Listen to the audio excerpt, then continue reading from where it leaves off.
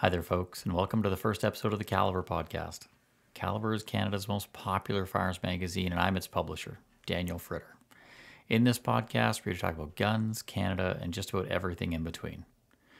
Now, here's where hopefully future episodes will have a sponsor to thank, but for this inaugural episode, it's probably best to just concentrate on the content. So what is the Calibre podcast? Well, ultimately, I'm hoping we'll be recording a few different podcast themes on an ongoing basis, including actually the Gun Vote series specific to gun politics that we ran daily during this recent election campaign. But this particular show, the headline product, the Calibre podcast, is just a conversation. And today it's a conversation with Phil O'Dell. It wouldn't be hyperbolic to claim that Ontario-based Phil O'Dell has been working in and around guns his entire life.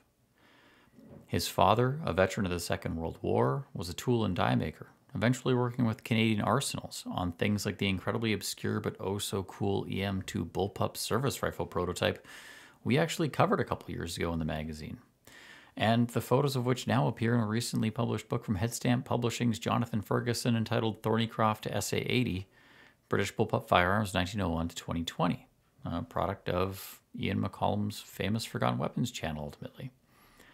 Eventually, after serving as his father's understudy, Phil went on to have a fulfilling and illustrious career with Diemaco, during what might have been arguably that company's heyday when they were seeing some of its biggest successes with the creation of the C7 pattern rifle, and just embarking on a journey that's since seen the rifles become among the most popular for special operations communities worldwide. Now, he runs gun museums to protect and preserve historical firearms that would otherwise be destroyed in this country. And he's also responsible for the Canuck line of firearms, as well as Bergara rifles and a variety of other companies and brands to boot in the Canadian firearms space. But the most telling thing I can probably leave you with by way of introduction? Phil's the consummate engineer. He's capable of nearly Sheldon Cooper levels of attention to detail. He loves cars, engines, metal lathes, guns, history, watches, just about everything that involves any kind of engineered system. But more than anything else, the very name of the company he runs, or perhaps more specifically, the acronym-based short form of that company name, should tell you how detail-oriented Phil O'Dell is. And the company's name is O'Dell Engineering Limited, which, if you've figured that out by now, the acronym is just O'Dell. So with that, here's my chat with Phil O'Dell, and I hope you like it. 3:10 p.m. your time, your first coffee at 3 in the afternoon. Are you cutting back intentionally? The level of self-control that comes with being a prohibited firearms owner is literally off the charts. Yeah, okay, I can see that. That's what I can say. You know. Speaking of, so I guess we'll dive right into that particular subject. How's the collection doing these days? Anything interesting kind of entering the hands lately? Yeah. 2 micro Uzis are on the way. 2 full auto. 2 Smith 76s, full auto. Smith 76. I'll need more explanation on what's a Smith 76. Oh, the Smith 76 was just slightly post-war, might even be late Second War.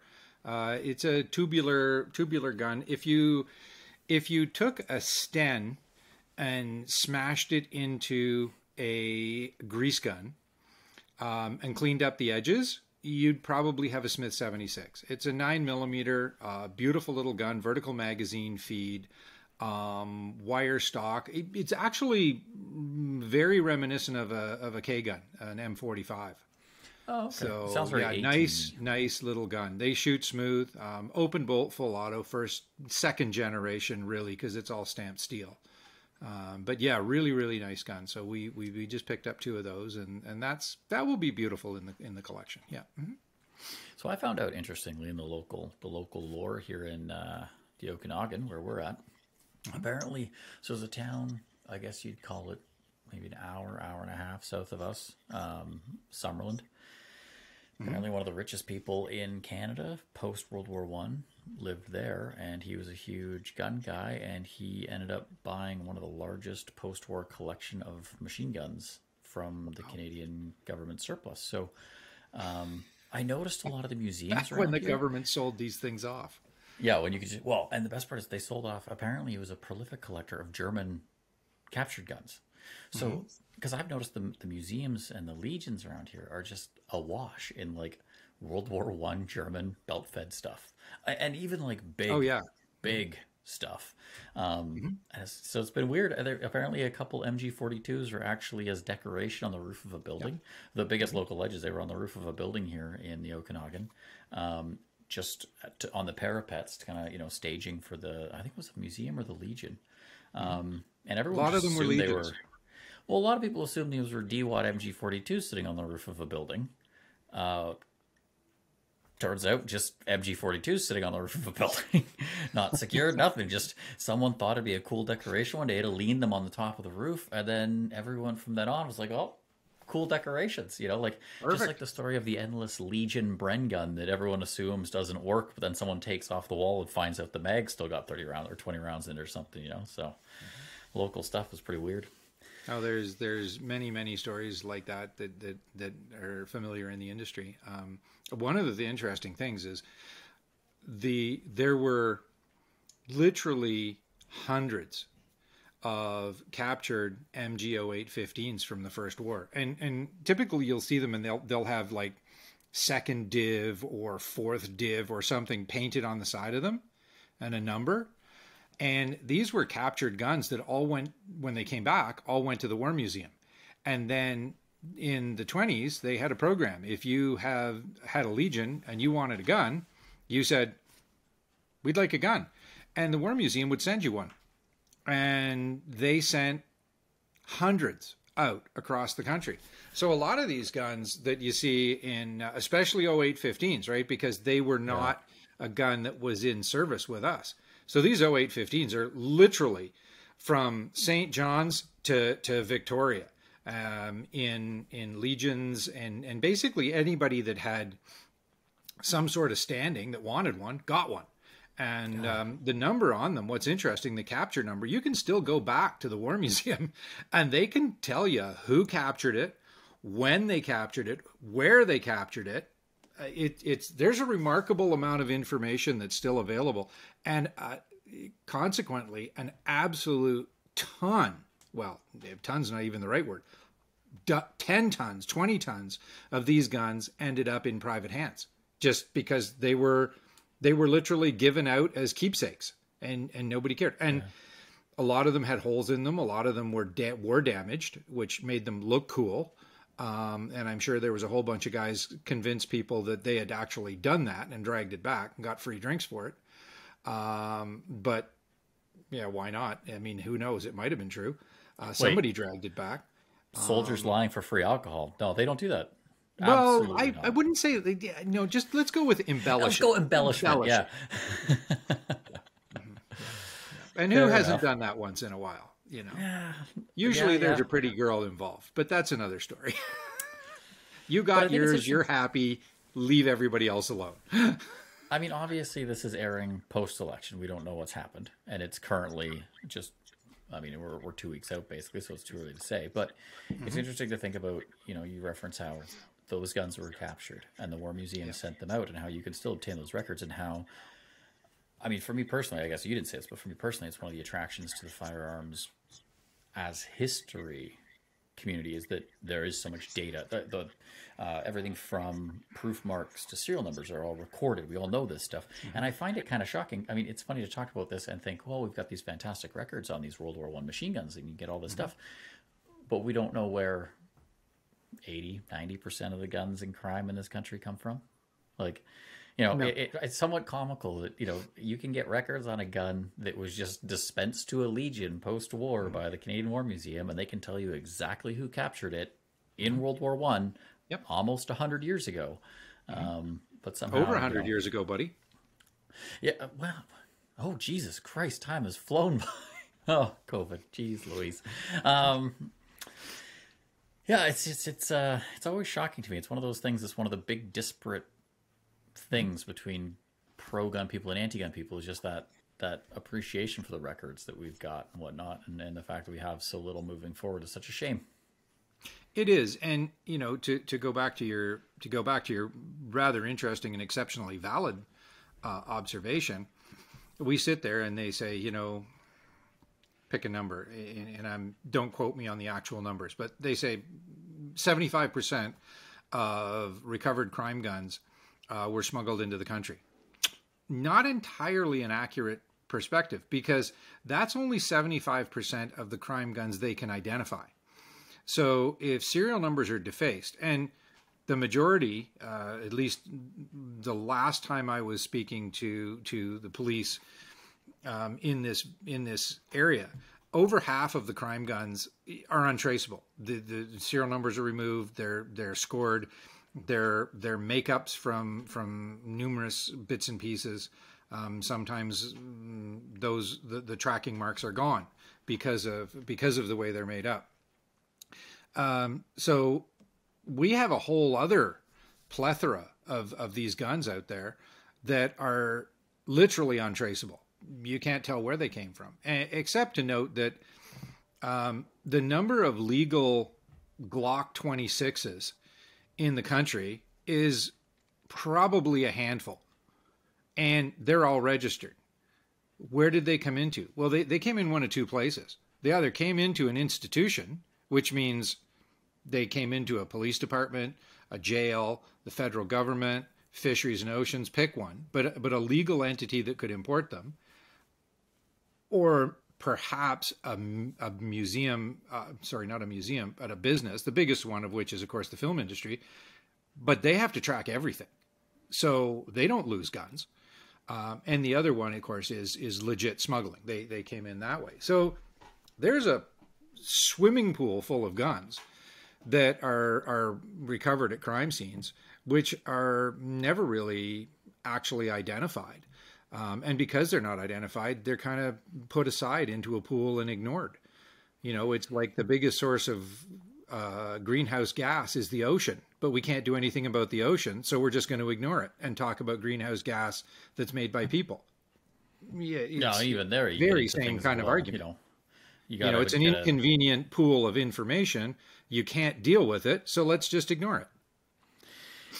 Yeah, and I mean, that could get into a whole issue around the fact that people are ignoring that ultimately all government has at its disposal is our tax resources and legislation. That's the sum total. And if they can't fund adequate enforcement of legislation, the legislation's it has no point. Well, it has a point. But what that point rapidly becomes is it's a whipping post that you can selectively enforce. And that's even more dangerous.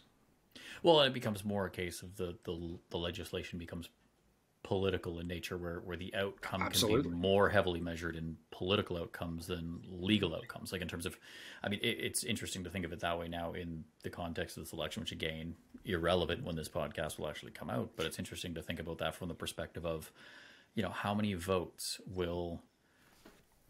have moved based on the guns entering the federal election debate versus how many legal cases would be going through the courts for gun owners that have an AR-15. I mean, the number of votes probably vastly outweighs the number of charges that would be laid. Never mind the number of charges that would ever go to court. No one's going to court over this. No one's going to get charged. They're going to work it out in some way where there's endless amnesties or whatever. It's just vote moving. Well, eventually someone's going to be an example. Yeah, they'll have to make an example of someone. Yeah, I mean, if people don't start to move, you know, you're gonna have probably a fair amount of ignorance of the law. I mean, we know that from every 12 class that was ever created.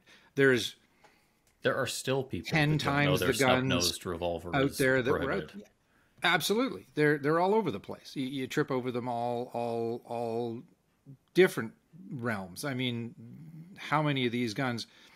You know, as you say, they've been there for donkey's years. I mean, they predate the 95 legislation in a lot of cases. I mean, and they just turn up. And surely for every one that turns up, there's 10, 20, 100 still out there. Because back, you look at the serial number ranges from some of the old boot guns that were really popular. You know, the safety hammerlesses and the safety hammers and the early Smith & Wessons. If you had some money, you got one of those. But, you know, Ivor Johnsons, Mossbergs, Forehand in Wadsworth. I mean, there's literally dozens of manufacturers, and these things were made up here, and their serial numbers run into the hundreds of thousands. Yeah. There's lots of guns. Fortunately, gun owners are inherently extremely law-abiding, so they don't cause a lot of problems. So we'll get off the politics just because that's dominated so much of our lives in the past few days. How did you, with the topic around prohibs here, how did you get into prohibs? Obviously, you've been into guns, would it be fair to say, your whole life? Mm-hmm. Yeah. Yeah, my dad was... sorry, go ahead. So how did you get started in all this stuff? Well, it started with my dad. You know, like so many of us that are fortunate, you know, in the time I grew up, the conventional family was still the conventional family. So my dad, my mom, they were both immigrants from England. Contrary to what a lot of people thought, they actually met in Canada. My mother was a bookkeeper. My dad was a gunmaker. He had apprenticed pre-war. He served. He was allowed to serve at 17 with his parents' permission in the British Army. And so he eventually became a reconnaissance in the Recce Regiment in the 49th Division. And the 49th Division was a makeup division to George Crear's 1st Canadian Army. So Dad kind of met some Canadians there. He did a couple little details, you know, he with the Reconnaissance Corps, he was at Pegasus Bridge, so he met some more Canadians there. He was with Frost at Arnhem in the drop on Market Garden. And it was the Canadian engineers that pulled them out on the 9th night. So Dad had some connections with the Canadians. Anyway, subsequent to the war, he went to go back into his trade, and the trade unions had come in and they said, well, congratulations, welcome back. You're number 847,000 and you can start all over again. And most people thought my dad was a sweet old guy. And he was a wonderful, wonderful soul, but don't upset him, because he did have a bit of a temper. And this just set him off, because he'd been in his trade since he was 14. So he actually had 3.5 years in the trade before he went into the Army, and they were saying he had to start over. So he said, the heck with that. So long story short, he ended up in Canada, and actually ended up not very far from where you are, in BC for a couple of years. He knocked around central BC. He'd had a pen pal before the war, because this was a big thing in school. And they had pen pals throughout the Commonwealth, and he had pen pal from BC. So that's where he ended up. And so he toured around, spent 2, 3, maybe 4 years knocking around BC. And then he eventually wanted to get back into his trade as a toolmaker and a gun maker. So he came back to Ontario and got a job at Canadian Arsenals. And he was a toolmaker at Canadian Arsenals. And eventually, he worked there for well over 20 years in 2 different stints. And in the last stint, he was running the tool room. Some of his jobs there, and I remember when I was a kid, they were remaking bits and pieces for Browning High Powers. And then FN sued the Canadian government and said, you can't do that because the war's not on anymore. So they had to stop that. They were making spares for Bren guns. He was working on the Canadian EM2 gun, which I now own serial number 1, which is a cool thing to look at this gun, which predates me, and my dad worked on some of the original tool room components for it. He worked on the first tool room FNs that were made, and so this was going on literally as he met my mother, and then I was born in 61, and he was working at Canadian Arsenals. So we had guns, we had FNs, we had C1 SMGs, we had high powers, meandering around the house. I mean, it was a laugh. You know, he could win money betting that his 5-year-old could strip and assemble a C1 SMG faster than anybody else around. And I was pretty quick at it. The C1 SMG was nice because it was small. You could handle it. An FN was still a bit of a big rifle when I was that age. But I could do that too, given a bit of time. Are you faster now? Oh God, no. Far older. 5-year-old Phil was a little bit quicker on the well, takedown. 5-year-old Little Phil wasn't fingers. looking at all the machine marks and all of the little inspector stamps and stuff like that. Gotcha. Some of which my dad, in the second generation iteration, I should say, at Cal, he was part of the group that finally closed the place up. When Well, Joe so hang Clark on. Let's go wouldn't back extend it. before we get into the closing of Cal. What? Because a lot of people might not know what was Cal. What was Canadian Arsenals? What was its role in guns in Canada at the time? I mean, when did it kind of open? What? Well, Canadian Arsenals opened post World War One and was up in a big way for the Second War, and it really grew in the Second War.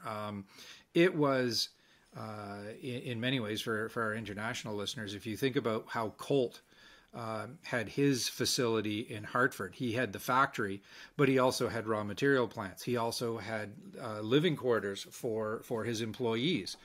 He built married quarters.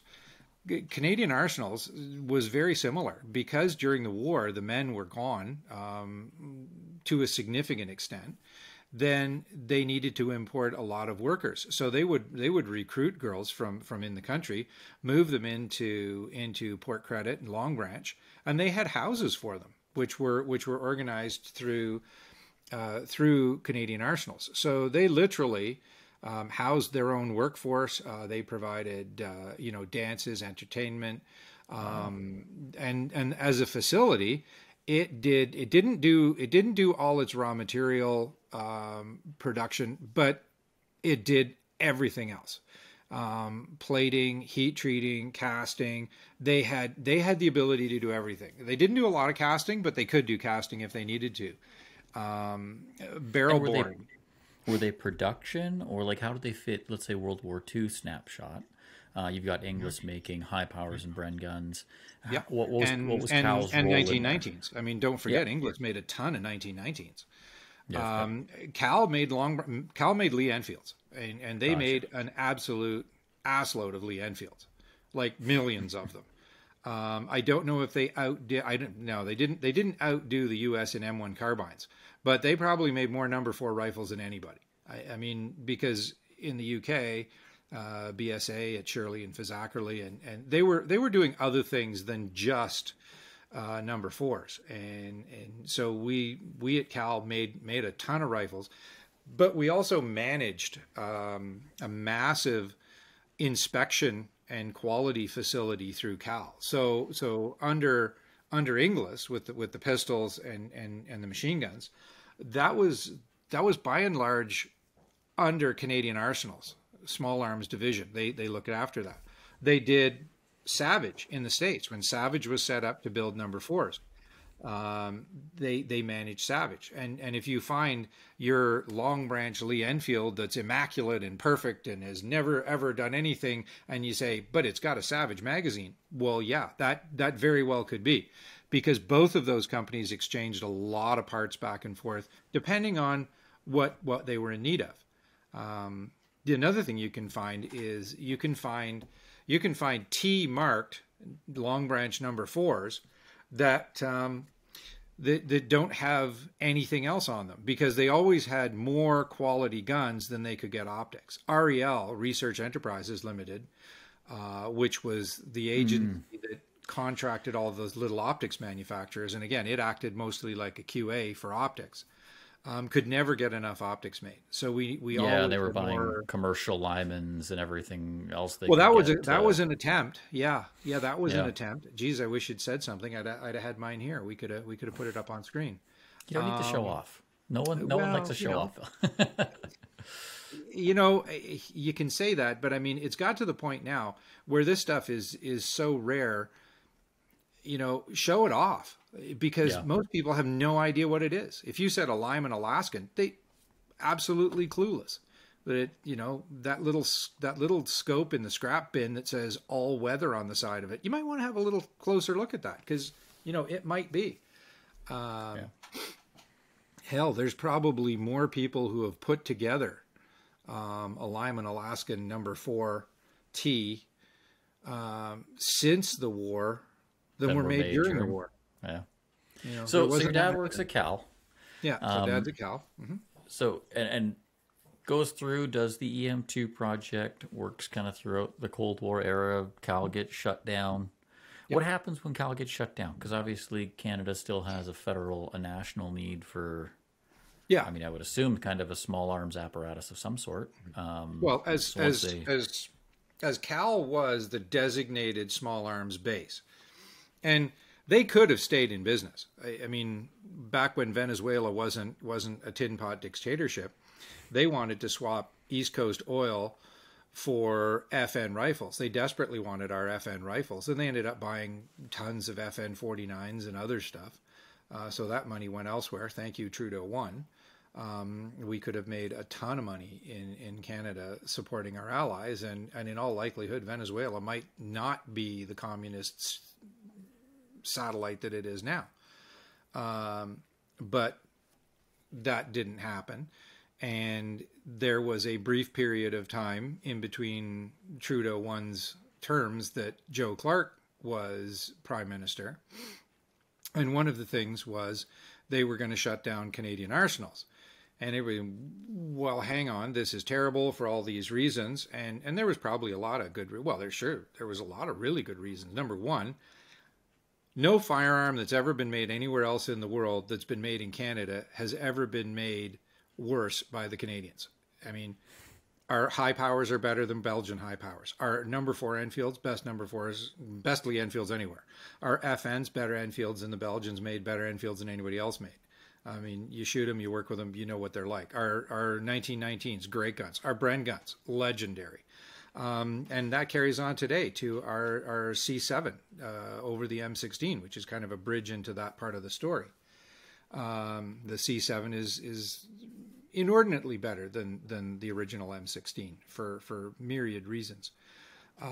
But what happened was the Save the Arsenals campaign went on, and even though everybody who was at the arsenals was very conservative and extremely conservative, you're in a gun business. The answer was the conservatives were not going to not privatize something they could privatize when they had the chance in government. And so that sealed the deal of Canadian arsenals, and Canadian arsenals turned into a post office. Big postal sorting facility that had some of the best deep hole drills and 40-foot tall brooches that you've ever seen in your entire life. But it was a postal sorting facility, and Cal got shut down.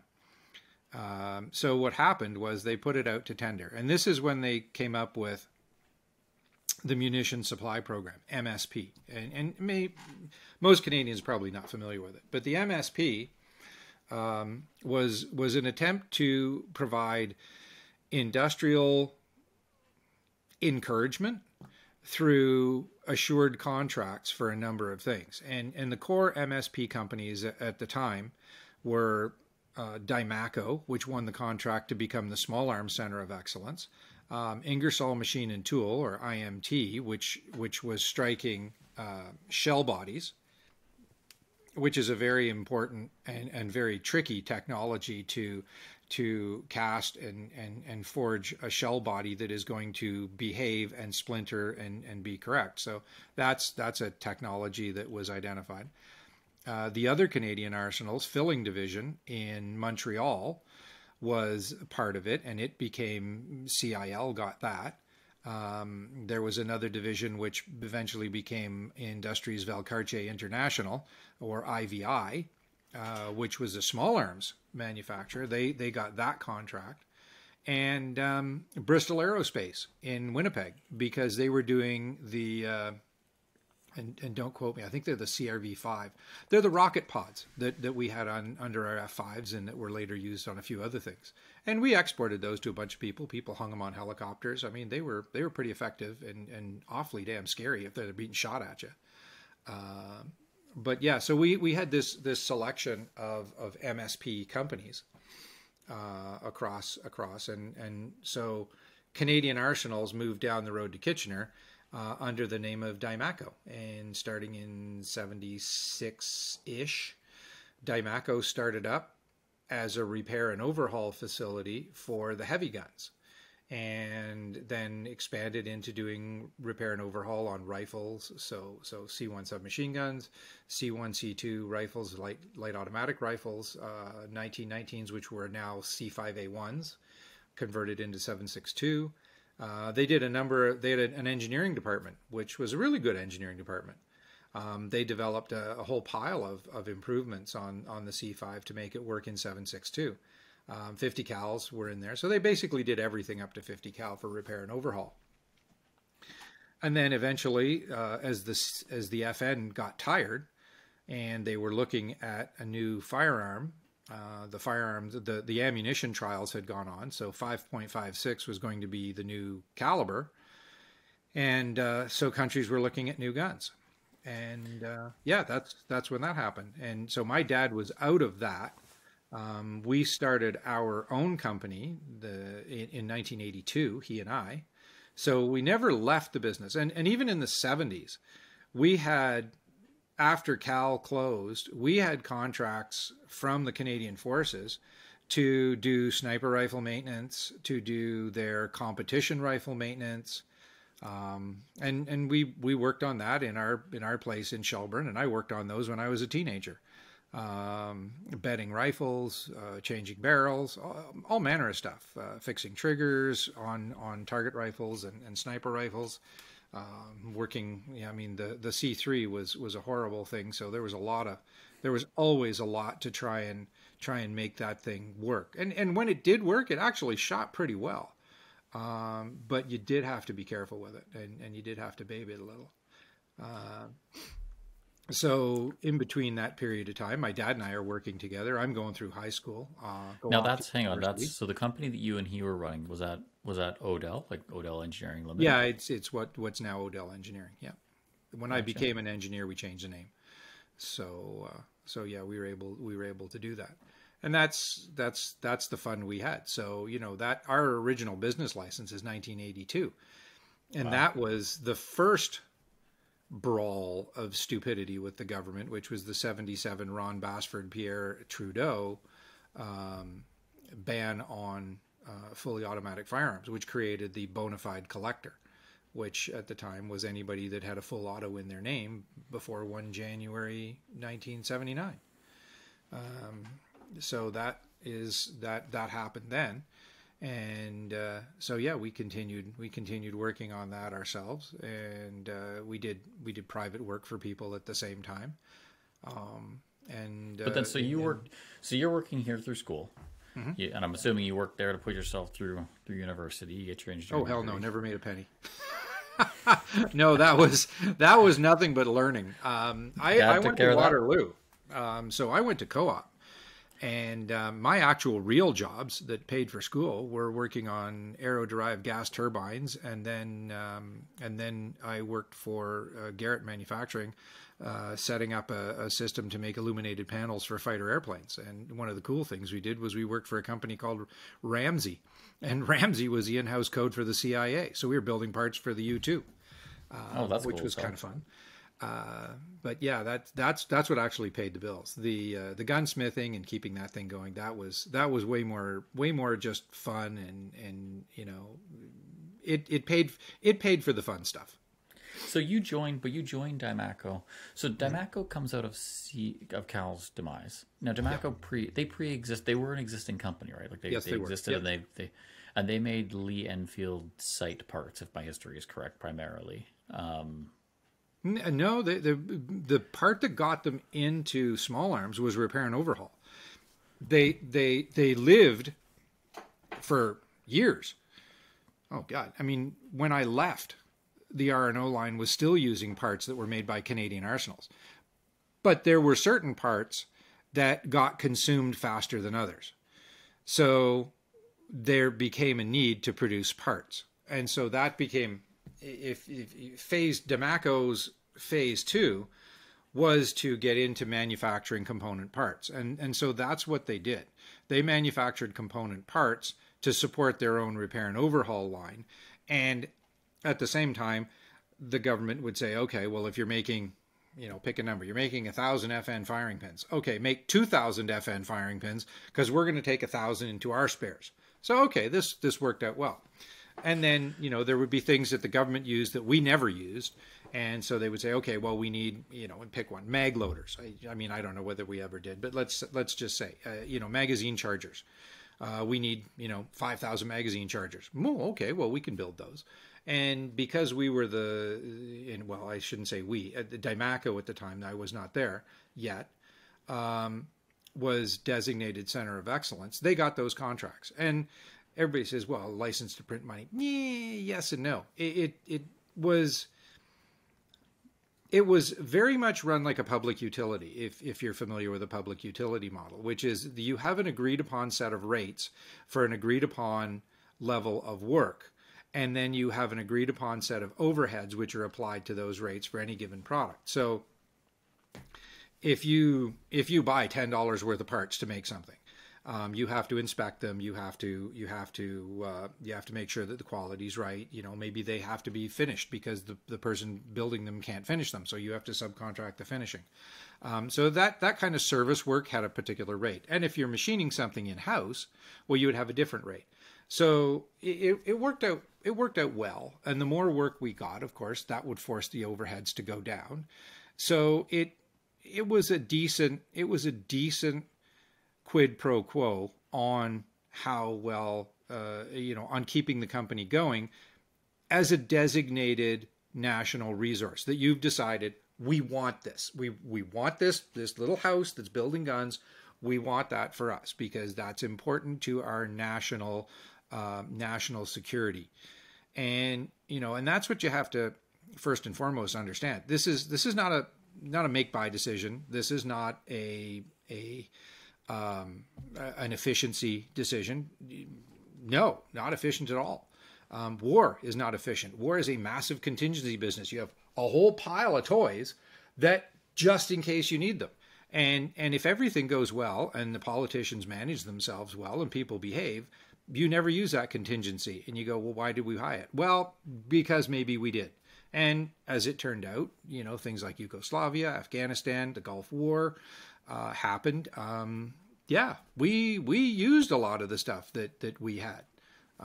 So it's a legit national strategic decision. But it's not efficient, and don't let anybody ever try and tell you it's efficient. No, it's not. But it is what it is. Being lucky enough to have gone to that factory and toured it some years ago, I can attest to that because for those that don't get lucky enough to go visit the Diemaco plant, and I'm not suggesting you go try, which this story will hopefully illuminate, it absolutely is a national security installation. It is a very secure building, and when you get there, it looks like a standard small-scale industrial manufacturing plant, low brick building, normal office building in Ontario. But the second you ring the doorbell, the response that you get is a little bit different than your average manufacturing plant.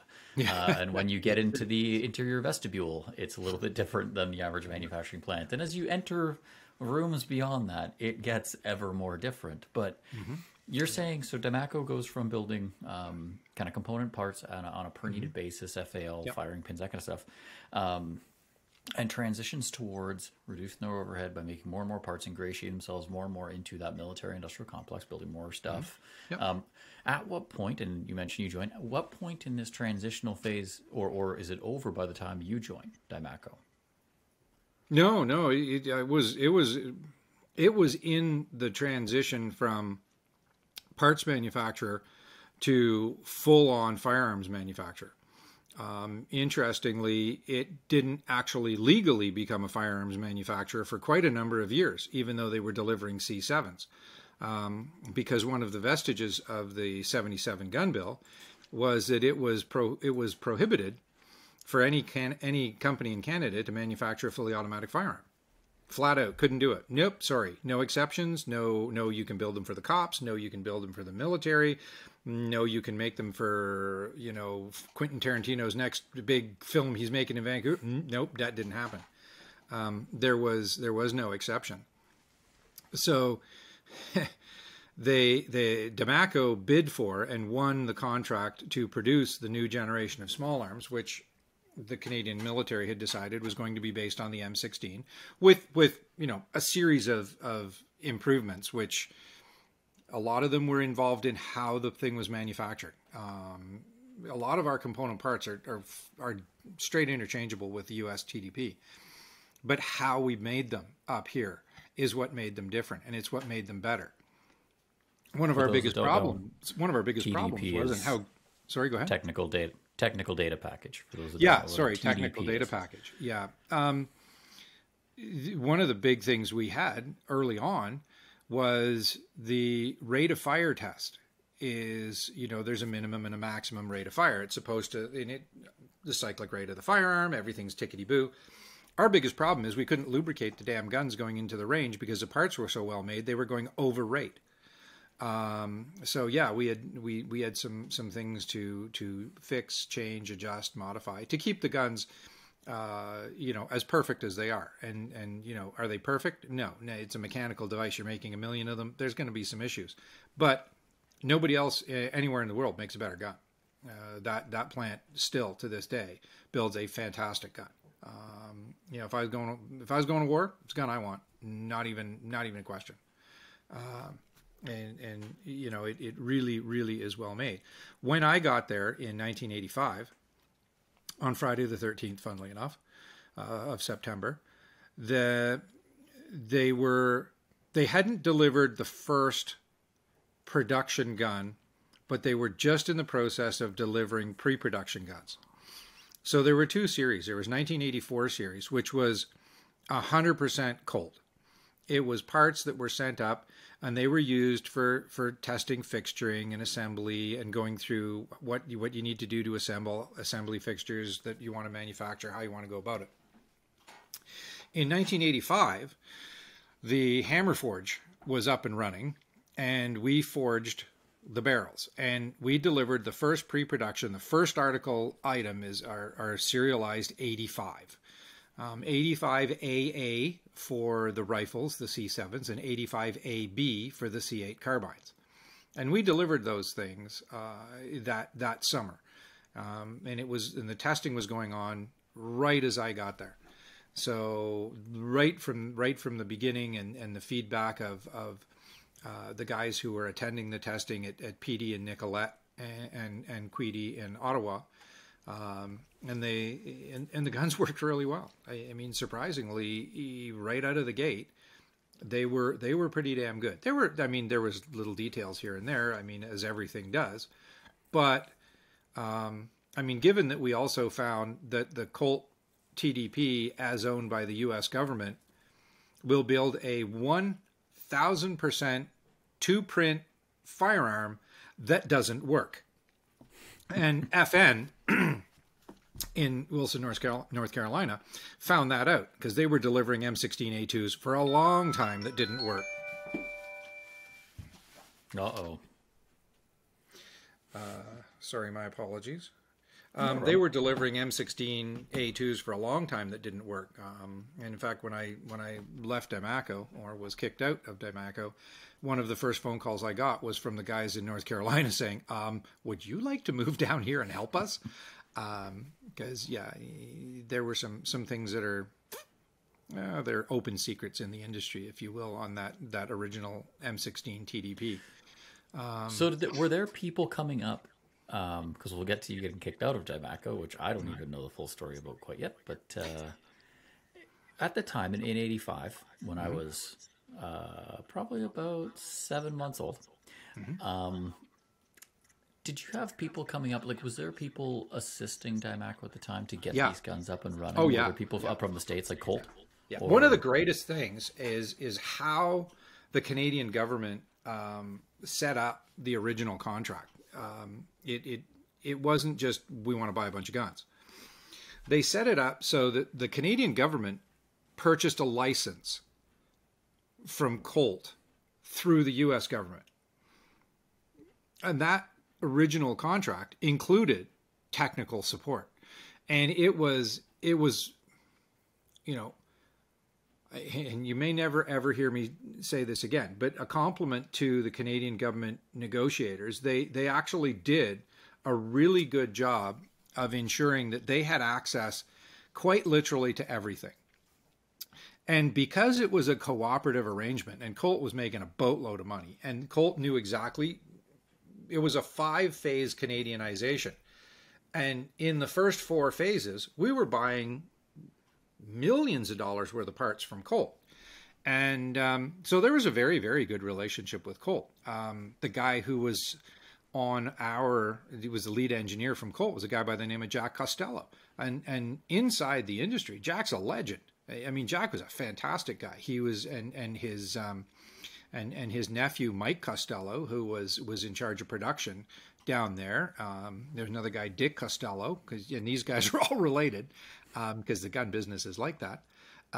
They were in key positions in Hartford, and I got to know them. And Jack was a sweetheart of a guy. He was brought back. It was his 3rd unretirement to come and help the Canadians. Wow. He'd been unretired to sort out, it was either Korea or the Philippines. He'd been unretired to sort out another plant someplace else. And he was just really, really good at this. But in addition, we also had access not just to the technical data package, but we actually had access to the process sheets. So what Colt internally, if Dan, you're down there and you get a job at Colt and they say, okay, Dan, you're going to go assemble lower receivers. And you go, okay. And there was the process sheets, which had the real QA information on them, how this thing went together, how it was tested, all the little details, the actual jigs and fixtures that were used, the inspection, the functional gauging was all there. And we had access to all of that. So some of the problems that FN subsequently had when they took the M16A2 contract a bunch of years later, we didn't have, because we were given access to that. And I was one of the guys that was down there. I had a great time. I had a ton of fun down there. Hell, I think we built the first M4 when we were down there. It was one of those funny things that just as time goes by, we were doing all kinds of stuff. We built the M16 LMG up here. I went and pitched that to the well, I probably should have been scared to talk to all of these guys because they were a who's who of the gun industry that was working at Colt at the time. I mean, there was more patents held in that room than the Smithsonian Institute. I think they were really a great bunch of guys. The guy I worked with there, Hank Tatro, Henry was a phenomenal design engineer. This guy was absolutely brilliant. Mechanisms, this guy was a legend with mechanisms. He designed all kinds of little things for Colt that he's got patents on. Harold Waterman, Harold ended up going up and running Marlin just up the road in Springfield. Harold, in the worst way, well, in the best way, desperately wanted to try and hire me, but there was an agreement between Colt and Diemaco not to poach each other's people, and he hated it. But that meant I got to have dinner with Harold every time I went to Hartford, and Harold went back to Vietnam. He was there when they were building, when the M16 license had either coming over or just come over, the XM148 grenade launcher stuff. All that poop, Harold was there for. Jimmy Taylor was running engineering, design engineering, and Jim Taylor was the guy that designed the Colt single action. He was the last in-house design. Before we get into the knowledge and the products that came out of this is obviously, I think most people listening to this probably know that Diemaco and thus Colt Canada after the fact. It sort of covers, it's a bit of a bridge between the companies like FN, LMT, and HK that build very, I'm not going to say stagnant, but stable product lines because their primary consumers are military. So they don't do a lot of experimentation because military buyers aren't interested in the next big thing. They want incremental change, not evolution. Diemaco's done some crazy stuff. Like you bring up the M16 LMG, obviously one of the early adopters on monolithic uppers and stuff like that. A lot of the work that you did, which we'll get into about special operations type stuff and those guns. Flat tops. Nobody wanted a flat top when we were building them. So, do you think that some of that Diemaco creativity that resulted in those kind of unique guns came directly out of the work that came out of the closeness with those sort of incredibly brilliant minds at the time in those early 80s formative years of modern rifle design? Oh, Uzi Gal picked Diemaco to work with when he was building the 201, which went to Ruger's, I think the MP9 or something. Yeah. Their little submachine gun. He called it his auxiliary weapon. I mean, I've fired that thing a bunch of times.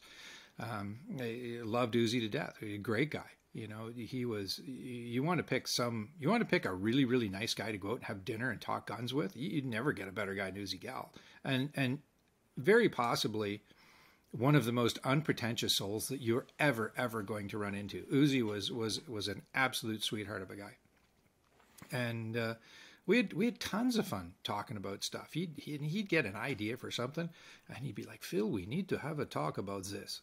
And so, you know, his wife Uva kicked us out of the restaurant where we stayed in DC more times than I care to count. And the fact that she would still talk to me was a tantamount to the amount of understanding and sympathy she had for Uzi and his love of technology and his friends. But yeah, that guy was absolutely brilliant. And he picked Diemaco to work with because one of the things Diemaco was doing is they were very forward looking, and very possibly because other elements of, well, Diemaco at the time was a Magna company. It was then purchased by the fellow who was the president of Magna, and they formed DevTech, and they took the aerospace companies. So they were kind of the forward looking, higher tech, not automotive. You know, I'm not going to say black shop, a blacksmith operation, but they were definitely more forward-looking, looking to the future in their use of technology. So when Uzi saw that we were doing this long before other people, I mean, I went to Colt the first time, and they were so proud to show me their CNC machine, singular, not plural. They had one, and it was machining M203 receivers, funnily enough, in the middle of the factory. Everything else was being, you know, some of it had been converted to electric motors. They still had stuff running on overhead belts. They just put big Jesus motors out over the river where the water wheels used to be, and cranked the belt speed up some. And they ran parts of the factory. I mean, the M16 firing pins for years were spun out of a machine that was run by an overhead belt. It was an old Swiss auto feed. You shove bar in one end and it spit firing pins out the other end. They got deburred in a tumbler and sent off to Chrome. And, you know, it was all made on equipment that was, I guess it works. Sam Colt probably paid for. You know, so this was not untypical of your other firearms manufacturers. And you know, to a lesser extent, but still to some extent true in Europe, because Europe did get drug forward due to the Second War destroying everything, so they had to rebuild it after that. But they didn't necessarily make a leap forward where, you know, Diemaco, everything was CNC. Like the entire place was CNC. The only things they had were nested in with the CNC machines were selected equipment. A lot of it was old Cal equipment to do certain secondary operations that were not efficiently done on the CNC. So they were really good at that. They had some great manufacturing people there. They were all German. And, you know, the engineering side was all English. So it was pretty funny. When I started there, the manufacturing meetings were held in German. Now, to their credit, they were very polite. And if one of us engineers had to be in a manufacturing meeting, they switched to English. But if it was just them, they held the whole meeting in German. Horst Müller, there's a German name for you. Horst was a manufacturing manager. Super guy. Yeah, you know, our head of quality was a guy by the name of Detlef Blankschein. You want another German name? Jesus. There you go. So then what happens? So you joined them in 85. 85. Mm-hmm. And they're becoming the C7, C8 manufacturer. Yes. They're working their way through those programs. Yeah.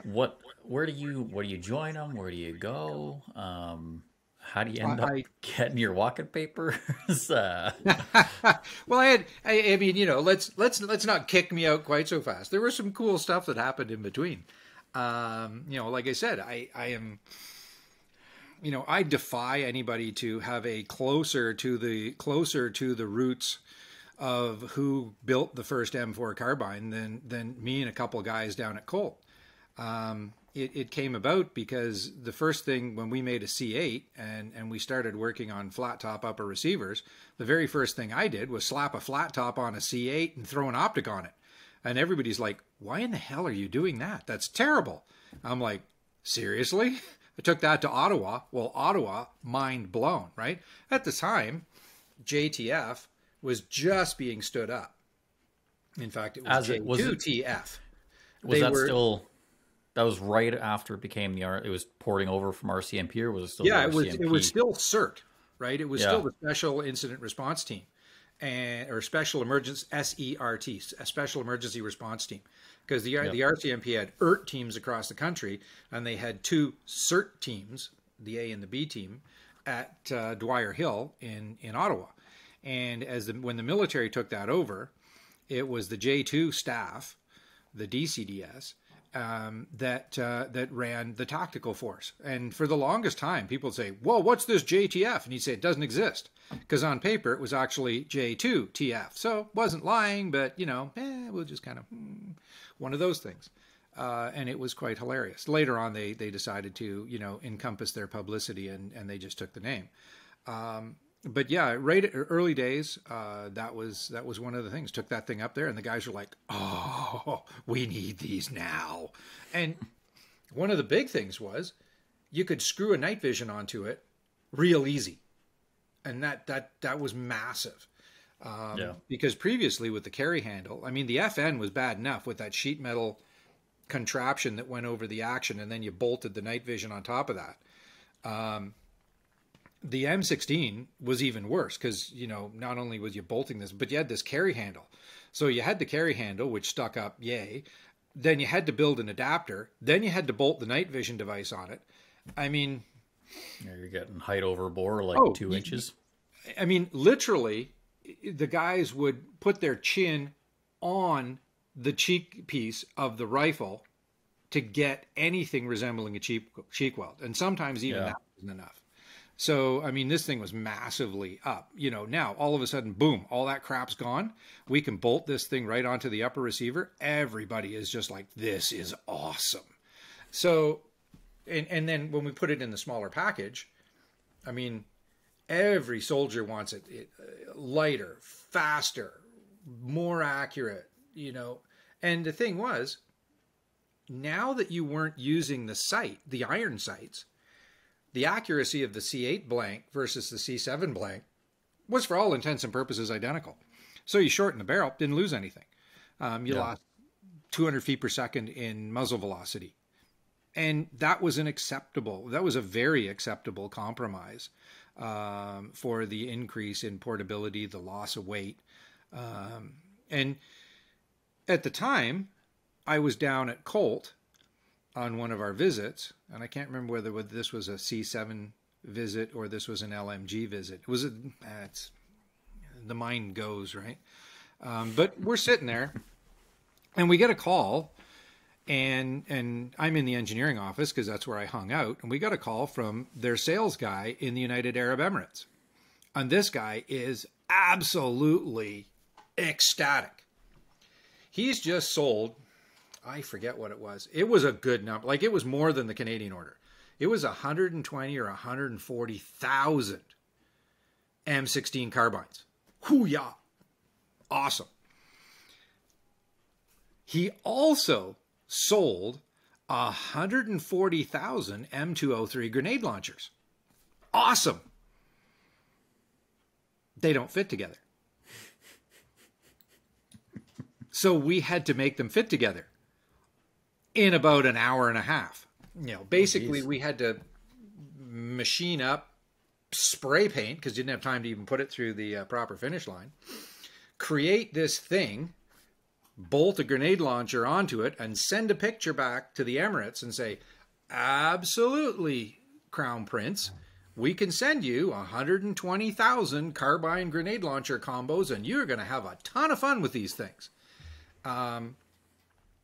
And so at the same time, in for a penny, in for a pound, we threw a flat top on it. Mm-hmm. And people for the longest time thought the M4 had an iron sight integral, and the M4A1 was the flat top. But it wasn't. Every M4 from the get-go has been a flat top. Yep. The M4 versus the A1 was the semi-full auto versus the semi-burst. It was a trigger mechanism difference on the two guns. So the one lower receiver would say semi and auto, and the other lower receiver would say semi and burst. But yeah, so they bought those things with carry handle sights. And subsequently, Colt went back and sold them an absolute assload of optics because these guys had tons of dough. So off they went. And therein was it was an M16 carbine, and I forget what it was, the C8 was a 725, because it was the 7 series was the fast twist barrel.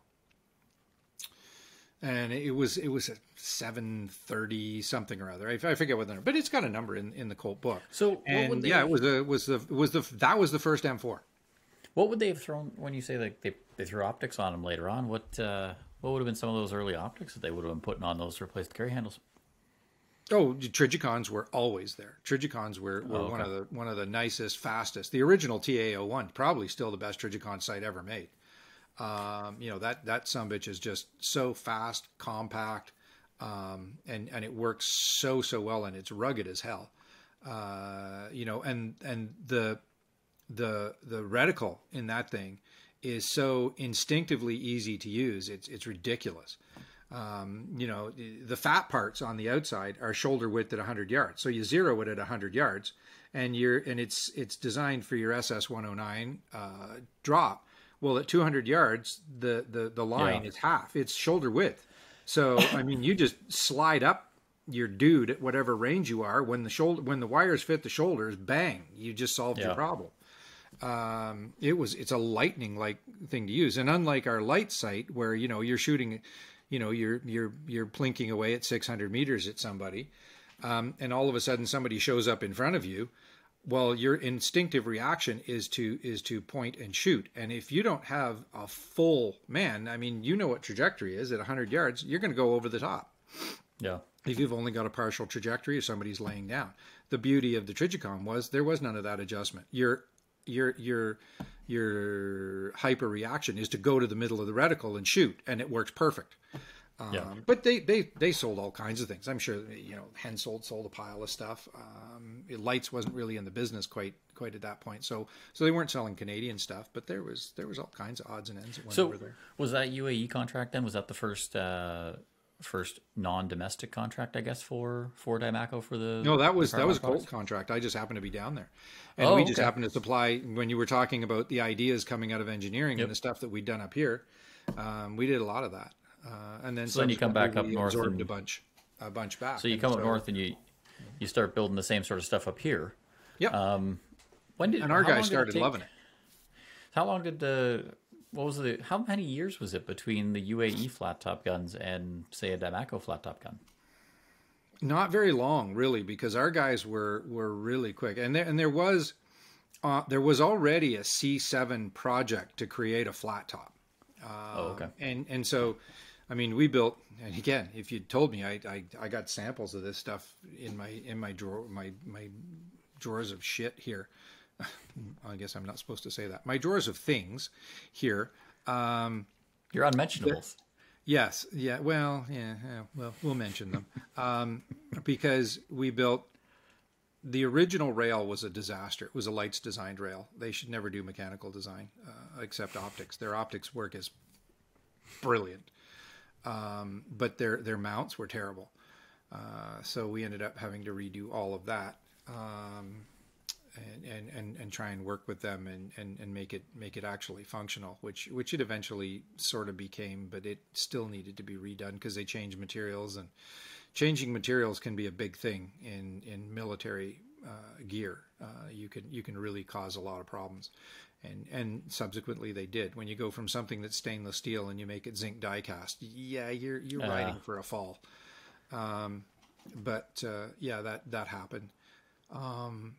But yeah, when we got back, we started working with the flat top. We changed the flat top design to what became the Stanag 1913 type rail, So, and I also did what was called a Rarity Rail, Royal Armament Research and Development Establishment. It was the British rail, and that's, if you ever see an SA-80, first off, run as far as you can from it because they're terrible.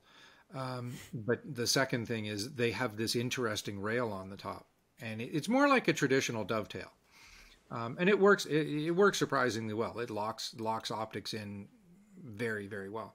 And the guys who live in Hereford, and to an extent the guys who live down in Portsmouth in England, one of their big problems was, first off, they absolutely despised the SA-80 and they refused them. But they bought a load of M16s, M16A2s, because they didn't know that the Diemaco firearm was such an improvement. So I visited them a couple of times, and we eventually got some bits and pieces over to them. And one of the things that we got over was one of our flat top Rarity Rail guns. And they were just off the charts with this thing, because they could now take their kite and their maxi kite and bolt it on the gun, and now they had an effective infantry sniping, if you would call it like your DM, designated marksman type rifle, if we had such a concept in the 80s. And they were loving that, and they went absolutely crazy. So, this is where the flat top, the flat top was going there. We were involved heavily in the Dutch trial at the time. I mean, over the course of my 10 years that I was at Diemaco, I spent a calendar year in the Netherlands.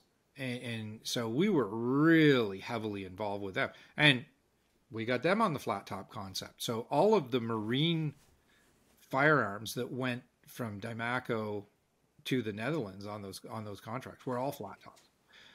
Later on, when they came back and they bought a pile of carbines, they all eventually became flat tops. With various optics, because they had Old Delft and a few other people over there that make some really nice optics, and so they had a good domestic optic program to fit these things out. But all the flat tops came from work we did at Diemaco, and we really pushed that out. I remember I still have a photo somewhere. Again, we know what I was going to talk about. Of me shooting at the Desert Sportsman's Club in Las Vegas. And this would be either 88 or 89, and demonstrating the flat top. And I remember an absolute yelling contest going on between a Marine general and an Army general behind me. And the Marine was like, why don't we have these? I want 10,000 of these rifles, and I want them Monday. And the Army guy saying, there's no need. Why do you want optics? There's no need for optics. And I don't remember the Marine guy's name, but the Army guy was Barry McGaffrey, and he was a spectacularly special soul. But he happened to be PM Small Arms. So he was the guy who could say, yeah, no, you don't need those, and make it stick. This was pre-SOCOM days, right? Like SOCOM was just, as a concept, was just starting to get some traction. Gulf War happened, and SOCOM got a buttload of traction because they did so many good things in the Gulf, and they liaised really for the first time with overseas special operations guys. So the French, the British, to a lesser extent the Canadians, because we were still kind of getting started. But yeah, the Gulf War was amazing catalyst for a lot of this stuff, and a lot of the equipment which was used in small quantities there really got the steroids put to it for production, and the flat top was one of those things, because they realized all of a sudden it's desert. If you're actually going to go there, that 300-yard fibula thing is not where you're at. You can see for frickin' miles out there. And the desert is not flat. The desert is, you can move in the desert, and you can move very stealthily in the desert. And if you go back to especially the SAS guys, their history coming out of the Second War, they're very adept in the desert, and they'll show up where you have no idea that they should be. And so they could get around, and they could make some pretty spectacular force multiplier maneuvers, and the flat top and some of our concepts really got proven in that, not by us, but by friends of ours.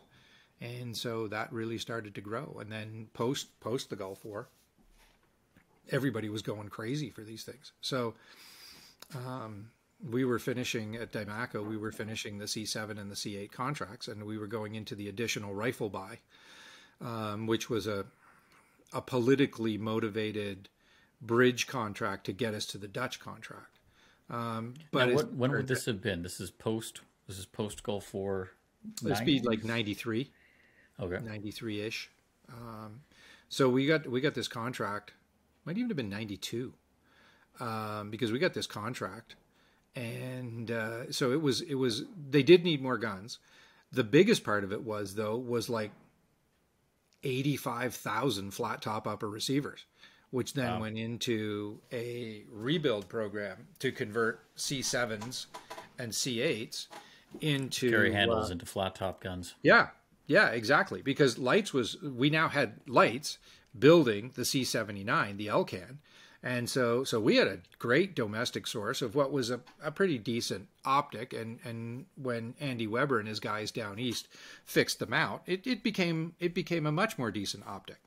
The optic module was always the best. Like the optic module, you could hold up. I mean, and I love Trijicon. Glenn Binden, God rest his soul, was a super friend of mine. I love Glenn, and we got along really, really well. He was a fantastic, one of the brightest engineers I have ever been in the presence of. Just mentally keeping up with this guy was a treat.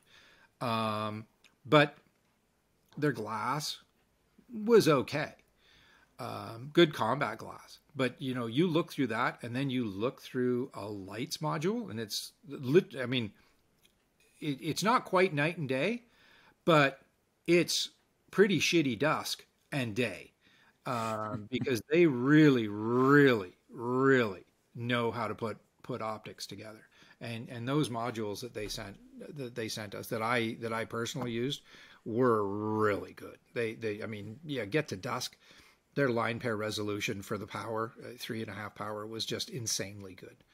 And for those again that might be losing track, lights being the lights form, or the previous form of LCAN, which is Ernest Lights Canada, which was they kept the name. Primarily make military optics, were they not initially? That was their raison d'etre. No, they actually made Leica cameras and Panaflex lenses, and that's how they made money. They then got into making optics for the military. I thought the Canadian one. C1. I thought the Canadian lights made all that stuff, but Lights in Canada has pretty much only ever made. Have they only ever made? You could buy a Lights camera that was made in Canada. Yeah. Oh yeah. Oh shit! Well, I gotta go. Find their lenses a camera are that was best made in Canada then. Panaflex. You ever see a movie that says filmed in Panaflex? Those lenses came from Midland, and those things are incredible.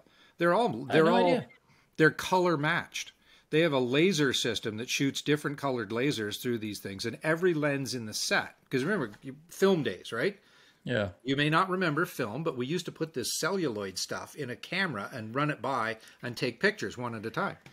I seem to recall people used to do that. I don't know. Yeah. Old guys like me used to do that. But what happened with that is when you're out filming a movie, and this is like a movie, because you've got your 200 feet of 70 millimeter film on here. Yep. When you go from one to the other, you don't necessarily take the film cassette off, or you're in the middle of a scene and you got everything set up and you're filming, you change the lens, but you develop all the film at the same time. So all the film is developed to the same set of specifications. And if your lens has changed how the color imprints on the film, you're going to be rolling that film. And remember, sometimes they'll shoot the same scene with different lenses. So you might have pieces of this scene moving in and out, and all of a sudden it doesn't match. So, I mean, these guys are seriously rocket imaging experts when it experts. comes to it. Yeah, I got to see some of that, and I probably wasn't supposed to. They're so because secretive. I had a clearance from the military, they said, yes, Mr. Odell can see everything. And so the lady went, okay, because good German lady, and she toured me through everything in the place. And it was phenomenally interesting to watch how this stuff. I'd love to go So do there. they know how to make lenses? Oh yeah, baby. And every that's time why I go to Ontario, I try and get there, and they just every time I email them about I'd love to come see the factory. They're just like, Yeah, it sounds like you're someone that likes to take pictures. Go away. That's pretty much how that goes. Oh, yeah, 100%, 100%. Yeah, I can assure you I've gotten into trouble with that because I have a habit of taking my computer and phone everywhere, in some places where it's not supposed to be. Yeah, so they built on that stuff. When they used to make lenses for the Hughes Eye in the Sky, the satellite. You know, the one that read the contract on the White House steps at midnight? Yeah, they built those lenses. Well, I mean, that's why they've turned me away. I mean, we have to get back to the point of guns here. They turned me away You because got I to don't have understand. a reason to go in there. Well, and they don't it's just not make- just like, I'm Dan.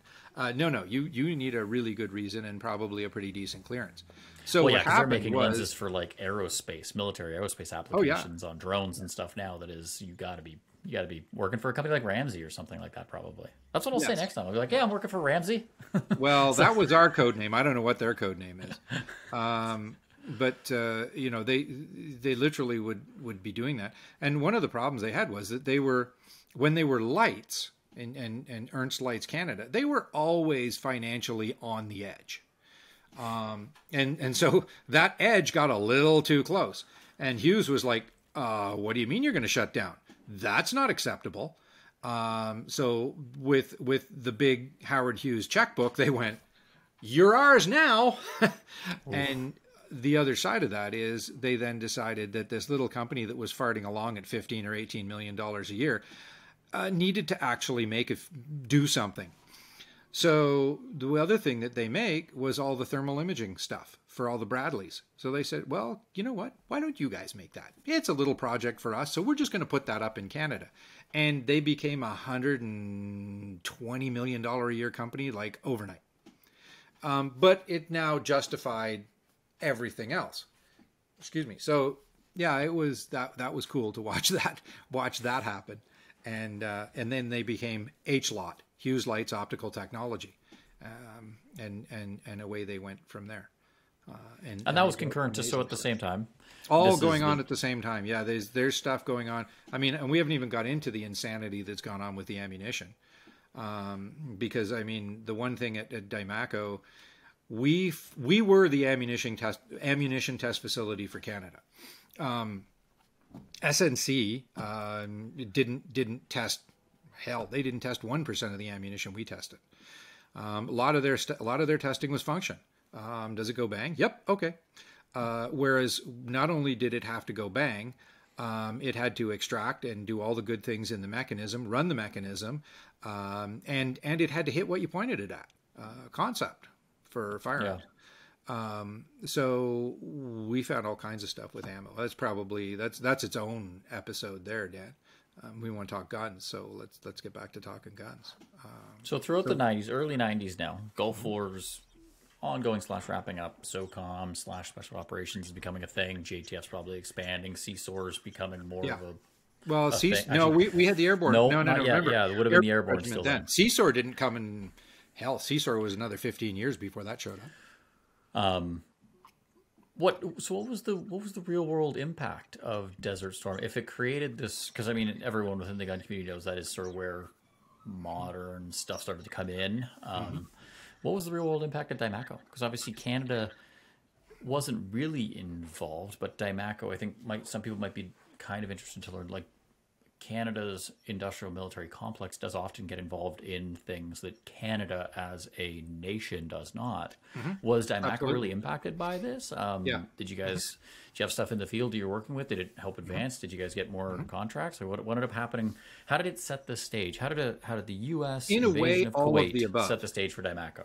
Yeah, in a way, all of the above. One of the last contracts that I got, I mean, I got the Dutch contract. There was another guy named Maurice Claremont who was absolutely integral. He wouldn't have got it without him. He did a lot of the political grandstanding and pushing. There was a bunch of us, and there were some people at corporate that helped out because we did have to change the law in order to be able to manufacture a fully automatic firearm and sell it to our allies. So there was that. But in terms of making sure that there was going to be a customer there at the end and that customer was going to buy, yeah, I'm not gonna shy away from that. I did that. The UK did that 100%. I was ordered, absolutely forbidden do not touch, do not go anywhere near the Danes. So consequently, I made sure there were Danes on all of the Dutch trials. I went up, I spent weekends in Denmark shooting, doing stuff. Because guess what? The Danes bought a pile of Canadian rifles. So this all was going on post the Gulf War, 95, 96, post my getting kicked out of Diemaco. I mean, they were still rolling in contracts that I'd set up. But one of the key interesting ones was I got a contract from a company called Jericho Manufacturing in Yonkers, New York. And you know, you take a bunch of Jewish guys from Yonkers. I mean, the accents were legendary. But nice guys, really, really nice guys. But what they made was they made M60 Spare Barrels. And there's two really interesting things about the M60 Spare Barrel. One, it's stellite lined. So you have this piece of stellite. So you've got your bore, and you counter bore out the back end with the chamber, and you have this piece of stellite, which is really, really hard. So it puts up with machine gun firing and high temperatures. But you got to put that thing in and align it. So really, really critical that these things are machined in a consistent manner. Our CNC allowed us to pick up on the rifling, and we could spin those things out so that the orientation of the rifling was exactly the same for them every time. And that made their life easier. The second thing was the M60 barrel has a 3 thou contraction from chamber to muzzle on the drawing. Now, there's not a lot of ways that you can hammer or manufacture or machine a barrel with 3 thou of taper, getting smaller towards the muzzle. One of the beauties is hammer forging is one of the things that can do that. They used to put that 3 thou in by plating 3 thou of chrome at the muzzle. Really? And plating it back. And it's ass about backwards, because where you really want the chrome is at the end of the stellite, because you need the protection. Yeah. But the only way they could manufacture this with this 3 thou bell was to plate the thing 3 thou deep at the muzzle, and that's 3 thou a side. That's not 3 thou, thou and a half each side. No, it's 6 thou of contraction. So it's huge, right? It goes from 308 to 302 on the grooves, 300 to 294 on the bore. And so when we said, why don't we just hammer that and just plate it normal? Well, they just about lost it. They're like, there's no way you can do that. You can't. It's impossible. Do you really think you can do that? And so, yeah, 100% I think we can do that. And so we did this. It did two things. One, it scared the living crap out of everybody at Diemaco, because they did not ever want to change the hammer forge from building 5.56 barrels. Now they had to. And second, in doing that, it took them out of just being a 5.56 barrel manufacturer and turned them into, guess what? You're now a real barrel manufacturer. You can make any caliber you want. And they did. And Jericho was just, they were over the moon. Aside from the fact that the cost of chroming went like 80% less, it was something insane like that. Like, it literally was a fifth of what they were paying to chrome these barrels. And they worked better. They could make them faster. They didn't have to fart around. Once they figured out how to machine our steel, and we helped them with that, because the steel for a forged barrel is kind of unique. And it's tough. And because it's designed, remember, hammer forging is basically it's a malleable process. You're hammering this stuff, so you want the metal to flow. Well, that's great until you want to cut it, in which case you want it to chip. And then you got an entire stick here that's not designed to chip. So machining it can be a little tricky. But we help them out with that. And again, superb guys at Jericho. And Diemaco was building M60 barrels for them for quite a while, and making good money at it. So that was the first 7.62 barrels that Diemaco made, was for... Wasn't. They actually had made 7.62 barrels for C5s before I got there. It was one of the So first maybe, projects on the Hammer Forge. But once they converted it in the early 80s to 5.56, they never changed it. Like they literally all the time until I got that contract, that Hammer Forge had never changed. The tooling never changed. wow. So it was a big thing for them to do that again, and yeah, once they got that concept, then all of a sudden they were off to the races, and now they beat out 6.8, 6.5, 30 caliber like it's going out of style. I don't know if they've ever made. I don't think they've ever made a 338. Wouldn't be hard. I mean, they could sure do it, and the new control systems that they've got on these things. I mean, the technology of the forge is still the same. Here's a piece of metal, beat on it. And the technology of the tooling is almost identical. It's the control system that allows you to run it a little bit better. But yeah, it's Because super feed is so crucial, right, on that thing. The feed rates and everything else on that has got to be. Oh yeah. Yeah, well, if you don't get it right, you don't have your pressures right. I mean, you shatter your tool. I mean, and the mandrel is solid carbide, so they're not inexpensive. Yeah. How long does it take to reset? So for those that don't know, it's a massive. I've seen it again on that tour. GFM. I think it's got to be what? How tall is that thing? 20, 30 feet? Like it's. Well, you're know, probably weighs- thinking of gotta be 40 tons. thinking of the hone. The hone is the really tall part because it's a vertical hone. No, I'm thinking the forge. The forge runs horizontally. It's about. Yep. The original one was about 40 feet long. The newer one, which is optimized that long, more is it? for small calibers, is about 30 feet long. Yeah. And height wise, I'd probably be about give or take 15 feet. Yeah, because I saw it when they were tooling out the tour that I went. I was actually lucky enough to get. They were making SA barrels. Yep. So my first SA was one of the guns that came out of that barrel batch because they knew that they were making. And this is actually something I want to talk to you about. When I was there, I thought it was interesting because we hear this all the time about. This is a bit of an aside from the Diemaco history, but we always hear about guns are designed to kill people. We hear this all the time.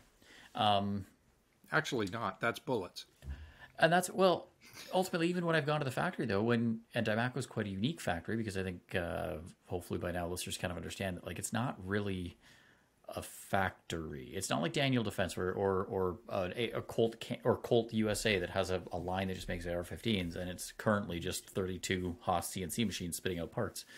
It's much more of a AR manufactured gunsmithing plant, basically, that works on all kinds of things. Like when I was there, they had C6s coming through. They had, oddly, because it's the center of excellence, which people may not understand, means that any firearm that has been handled or essentially was the business of the federal government must have gone through Colt Canada for business. So when I was there, they had side-by-side shotguns that had been sold by the federal government, made in Montreal at some point in the 70s or something, and then sold to the Finns or the Swedish Natural Resources Department for bear defense, and they'd sent them back for refurbishing.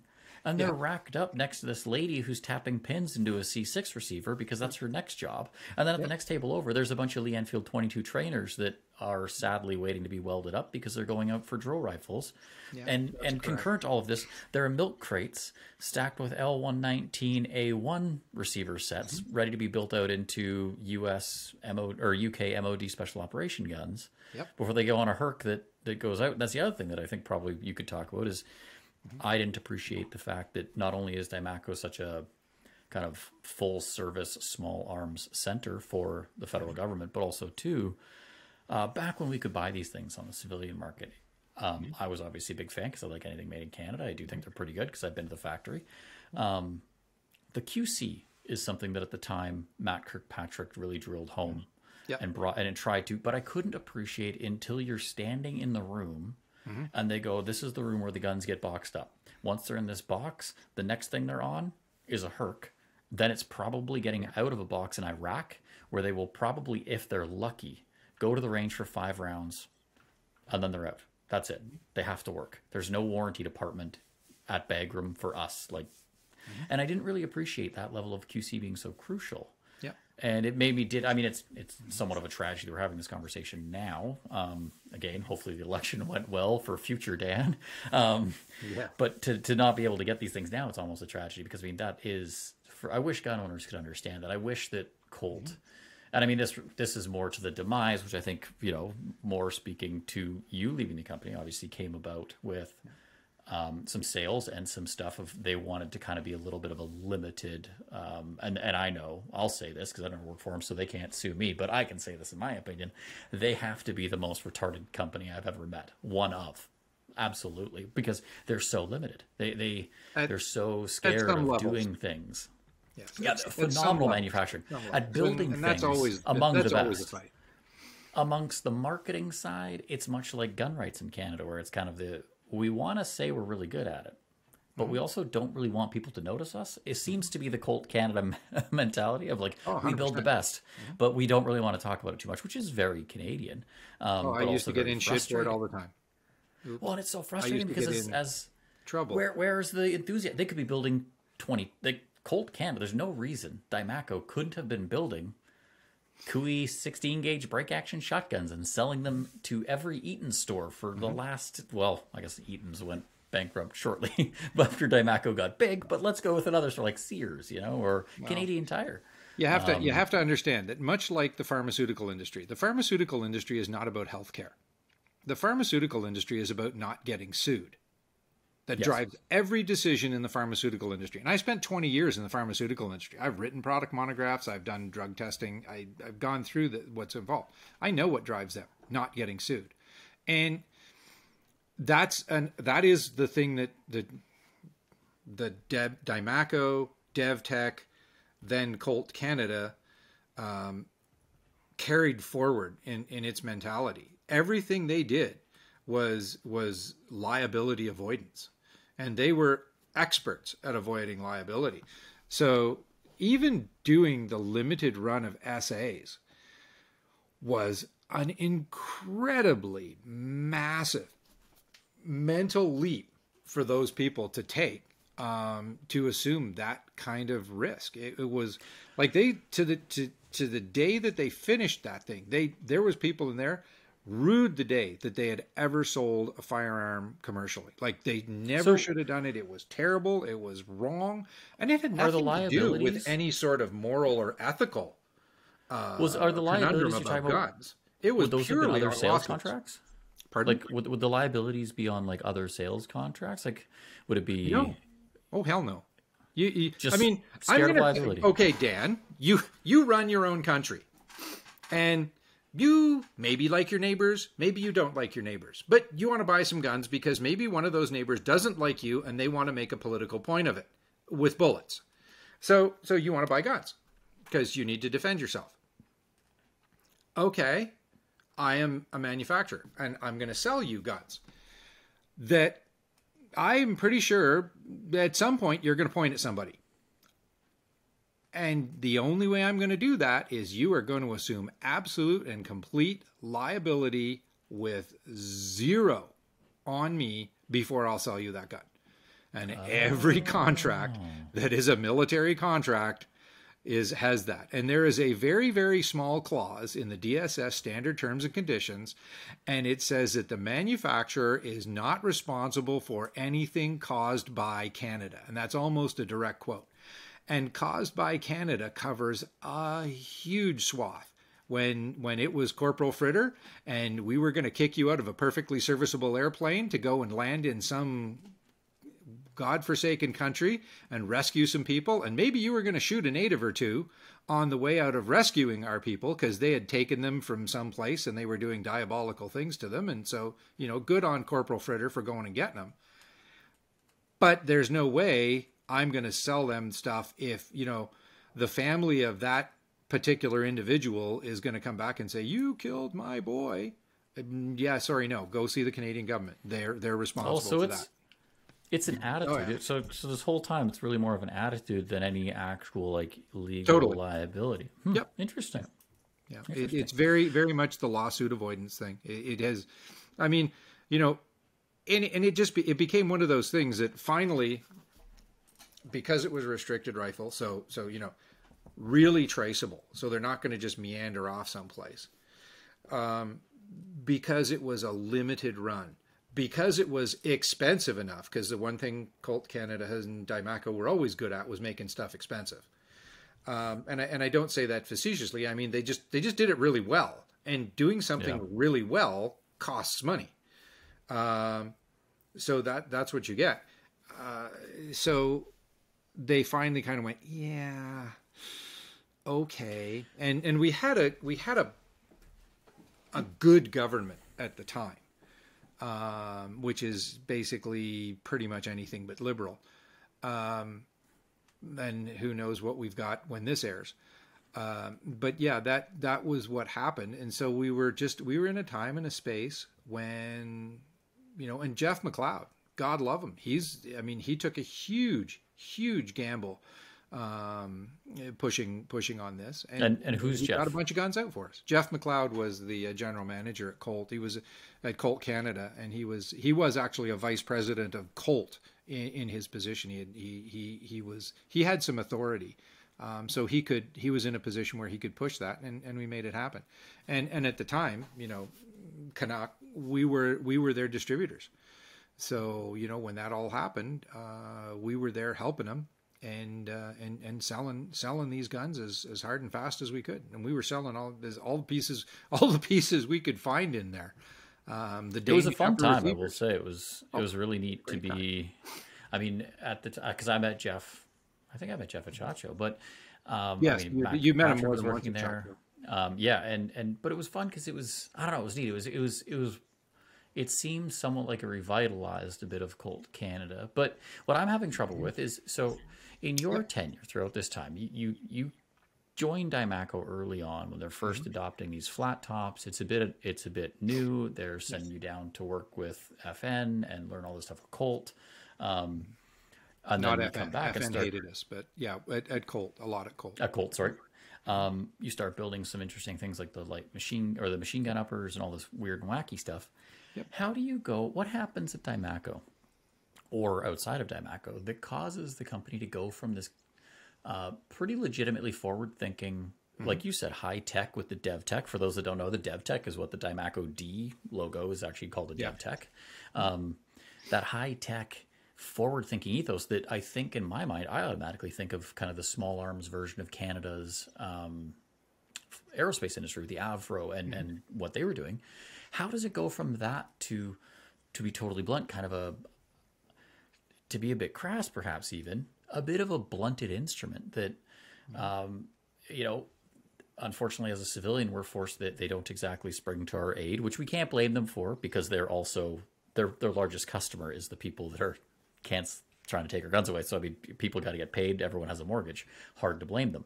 But nonetheless, even on the engineering and development side, we've both seen, and it's a pretty open industry secret, that the IUR, that integrated upper receiver issue, and the C8A3 potentially, that whole program has been a bit of a back and forth and a bit of a hot potato that people don't want to seem to take hold of.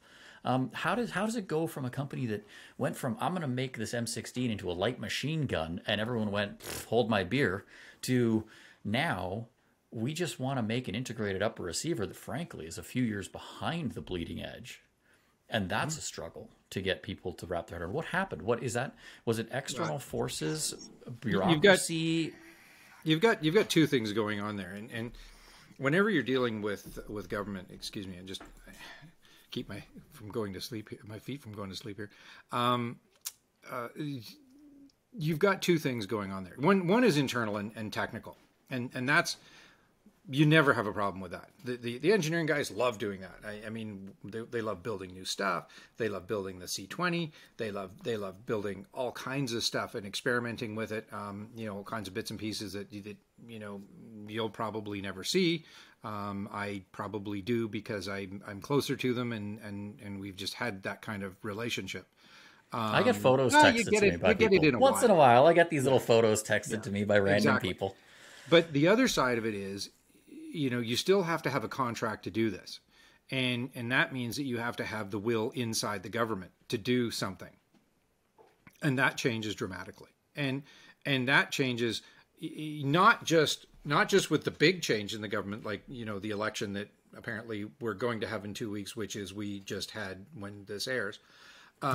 So you've got those kind of changes, which frankly, probably are less traumatic to a pure defense manufacturer than some of the small policy decisions that may come down, and the having a few people in the public works and government services matrix that are wanting to support your company, because they'll shovel work to you.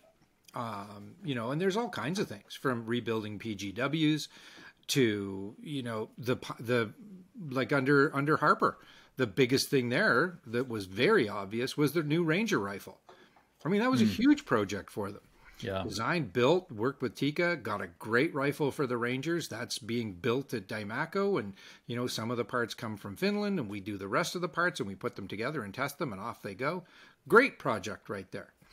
And then you have people on the handgun. I mean, the Browning was supposed to be replaced in 1980 something.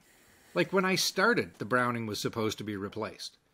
The only thing that's had more replacement projects than the Browning High Power is the 50. And both of them are still banging away. Now, the 50, God love it, is a great piece of kit, and I suspect that thing's going to go for a long time yet. Yeah. But the 9mm, people don't really get handguns. And the people who need a handgun don't need a boatload of them. They're your CERT people, your JTF type people. It wasn't until we got to Afghanistan and literally everybody and his donkey had to have a handgun, because you couldn't go anywhere in that country unarmed. Yeah. You just couldn't. I mean, congratulations. We're ransoming back yet another junior officer that meandered out without his sidearm. It was crazy. So that put that back on the hot button. But now that we're out of Afghanistan, well, maybe it's not that important anymore. So it really is less a technical question that you're asking there, and more a political will inside public works and government services. Not even, I mean, we're not talking Trudeau. I mean, Trudeau doesn't know what the hell a Colt Canada is. Harper probably did, because he had a little bit of interest, and the Conservatives traditionally have more understanding. But I mean, I know this because I talk to these people, because I'm still kind of in that circuit on other things, and from dealing with political representation and dealing with Commons committees, you trip over the various parties. So is it just, and frankly, the NDP is better. The NDP has better understanding of the technical aspects of firearms than the Liberals do, because they got a couple of guys who are hunters. Then, like, just a withdrawal of the military R&D sort of ethos that probably existed. I mean, in the 80s, you would have had that Cold War aspect of funding a lot of this stuff, but I guess now it's going to be, how do you justify R&D dollars if you're a Colt Canada manager right now? If you're saying we need to advance the C7 platform because we may need it one day, or as we've discussed, these are contingencies. These militaries, these arms for military applications are contingency plans, are effectively insurance policies. You should have them before you need them. How do you what do we do? Are we looking at a place? Are we, from your professional perspective, are you looking at a potential where, if we don't start to see some funding going back into the R&D and small arms, are we going to be left behind here as other countries move forward? It's always a great discussion, and I could take a.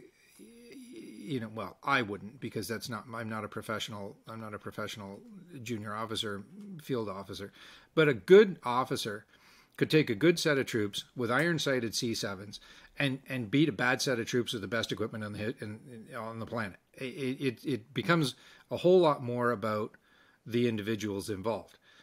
That said, if you take what's a relatively small organization like the Canadian Forces and you give them really good equipment, they behave like a much, much better and much, much bigger organization, and people are absolutely scared to death of meeting our troops on the battlefield. Always have been, and in my opinion, always will be. We make some of the finest soldiers that have ever graced the planet, and God love them for what they do. We just want to give them the best tools so that the most of them come back, and that's a big thing. That being said, Yeah, it always is a goal to try and improve the tools for the soldier. And the other side of that is improving small arms in a bang for your buck perspective is really cheap. Where you also have a bit of an issue is we don't make them in Quebec. That's a reality of Canadian political. What if they were? Landscape. That would be that's a weird reality to consider. Is what if Diemaco had been based out of Montreal? What would those guns look like? I don't even Some want people to think about that, but we'd probably have 10 times as many of them. What if the contract went to Para? I mean, just imagine. Well, and but you see, this is the quid pro quo of the munition supply program concept. That you do have the government and the managers, and it's not really the government, because again, the government at the highest level, they don't know what the hell's going on. And nor should they. I mean, it's not something that somebody at that level should really be bothered with. They need to be bothered with, do we have enough rifles? Okay. Or buy more. And that's really kind of the end of their level of discussion. Capability enhancement and stuff like that should occur a little further down with the requirements guys inside the military. And then it's up to them to justify and fight for money. And away they go. And they've done a pretty good job of that. I mean, they really have done a pretty good job of that. So, the progress is continuing. The C8A4 is gonna continue to come on, and may even be the A5 at this point. The C7 is still a great rifle, although been very heavily overshadowed by the carbine in some respects. Though we had a lot less problems because we put the shorter stock on our longer barreled rifle, so we didn't have the problems that other countries had trying to shoot a full-on 5.56 out of a super short barrel, and all of a sudden discovering that when you launch something 1,000 feet less than it's expecting to be, it doesn't perform the same. And that was a big issue, and it was an issue that if you go back, you'll note, and I'm sure you have. Canada didn't have those kind of problems that the Americans had, and that some other people had. Going to super short barrels. Anybody shooting a SIG definitely had that issue. Never mind the SIG issues, but when you're shooting it out of a 9-inch barrel, 11-inch barrel, you get very, very different performance than you would shooting the same projectile out of a 20-inch barrel. Going to the carbine at 14.5, you didn't really lose that much, but once you get below that, things start to drop off, and you do have technical issues. But the folks that support Colt Canada inside the Canadian military have done what they can. I mean, the exigence of the circumstances, sometimes they get told no. You want that $2 million for that program? Yeah, sorry, no. And so Colt has to kind of pull in. At various times, they've dabbled in the commercial market, law enforcement wise, not just the commercial market as we think of it, selling retail. So there are options. It's frustrating to me, hugely frustrating, because it could be such an amazing company. It could be doing so many different things that to you and I are obvious, but to a very risk averse management board aren't necessarily that obvious, and certainly don't necessarily push the money, doesn't necessarily push the risk pile out of the way. And so, you get stopped by that. And that's sad. There are still great ideas going on in there. The guys that work there are still doing their best, tooling away. Like I said, they're still thumping away on the C20 and having fun with that. And a great little rifle.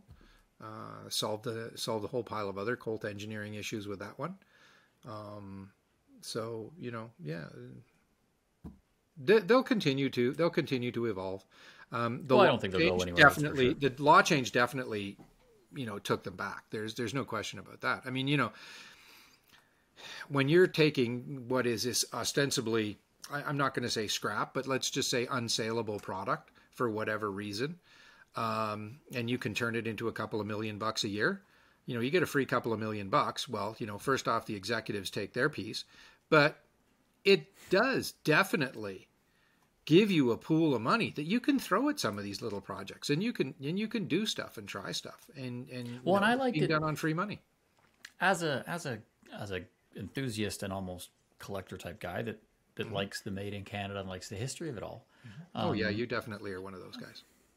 Yeah, for seeing for those of us that were into this kind of stuff, you would see the part sales that would come out where you get, oh, we've got a few extra Danish parts from a contract overrun that, some people would look at and go, oh, they're just offloading their scraps and making profit off of that, same as Costco does with rotisserie chickens. But like, there's nothing wrong with that. We all love a rotisserie chicken. We all like a Danish handguard. Like it's one of those. Absolutely. If you can get it, why wouldn't you? So, I think it's hopefully we can see a future where Diemaco re-enters the civilian market. But now that we're getting up on the 2-hour mark where this is not supposed to run over, we have to discuss the Colt Canada special operations link, because that's obviously one of the more popular ones that people want to talk about with it's one of their larger markets. It's I think they're probably no one knows for sure, but I would say that probably for AR M16 variety type rifles, M4 pattern rifles, they have to be, if not the most popular brand amongst special operation communities around the world, they have to be amongst the top 3.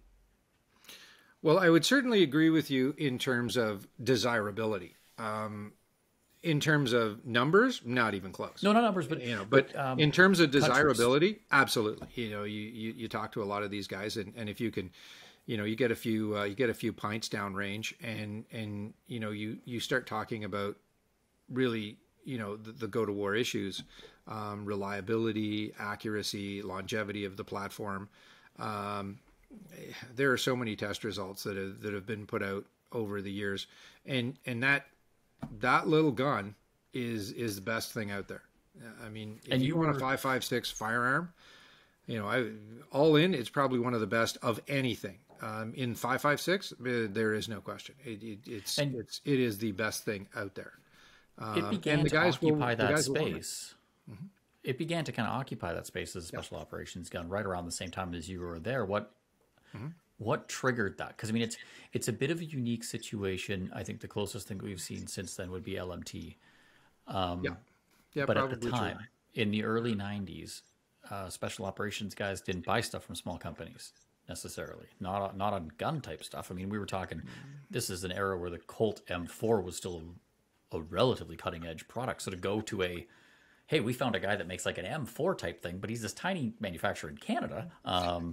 We'd like to get those instead. And by the way, we're the SAS per se. Like, how do you Colt Canada currently builds these guns for the SAS. How did the SAS, as an early adopter, ever manage to hear about Diemaco? I mean, in a world inhabited by HK, I mean, this has got to be a time where in a world of compromise, some men don't was at its heyday. And absolutely. And you don't think we played on that.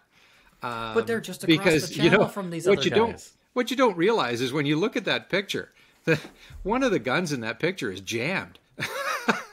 Really? It's the greatest picture ever from HK, and one of the guns is jammed.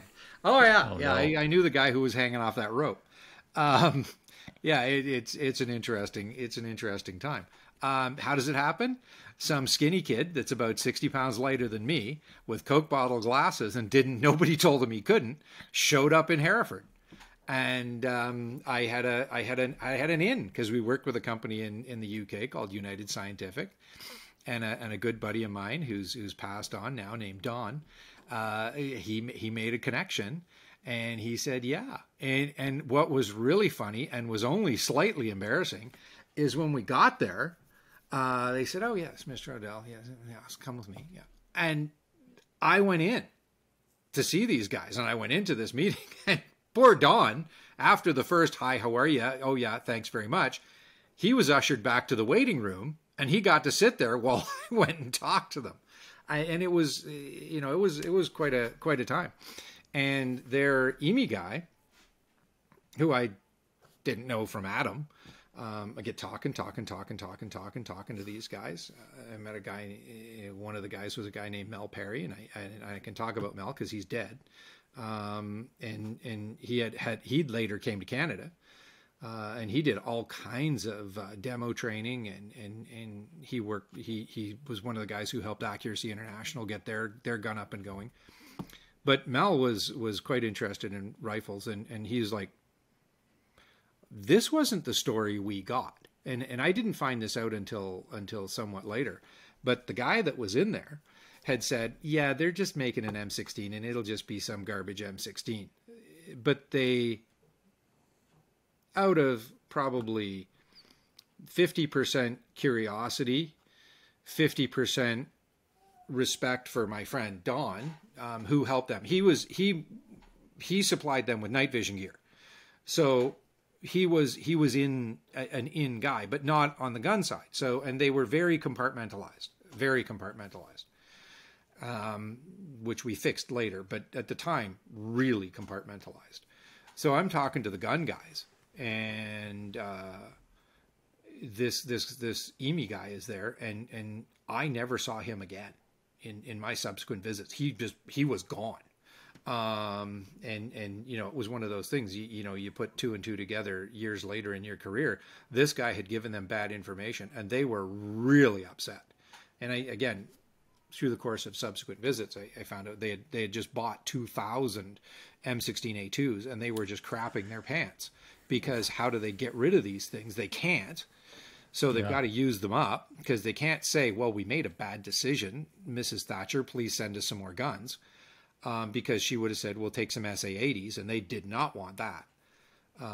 So we started with the upper receivers, and we started sending them upper receivers. Then I got left out of Diemaco around that time.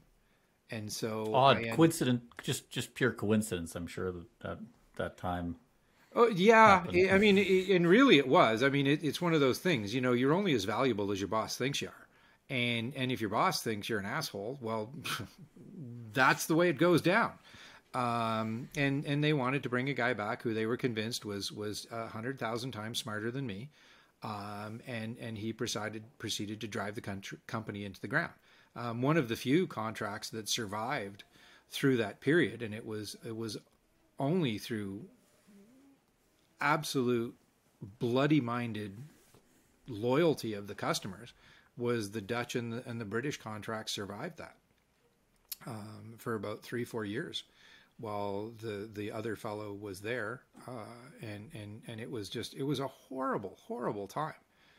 The people that were there, that were my friends, they went through a hellacious time with some of these people, and it wasn't until the company then got sold from DevTech to Haru. Haru realized who were idiots, and that they had 1 year that they had to endure the management, and 366 days later, because it wasn't a leap year, they all got pink slipped. And at that point, things started to change for the better again.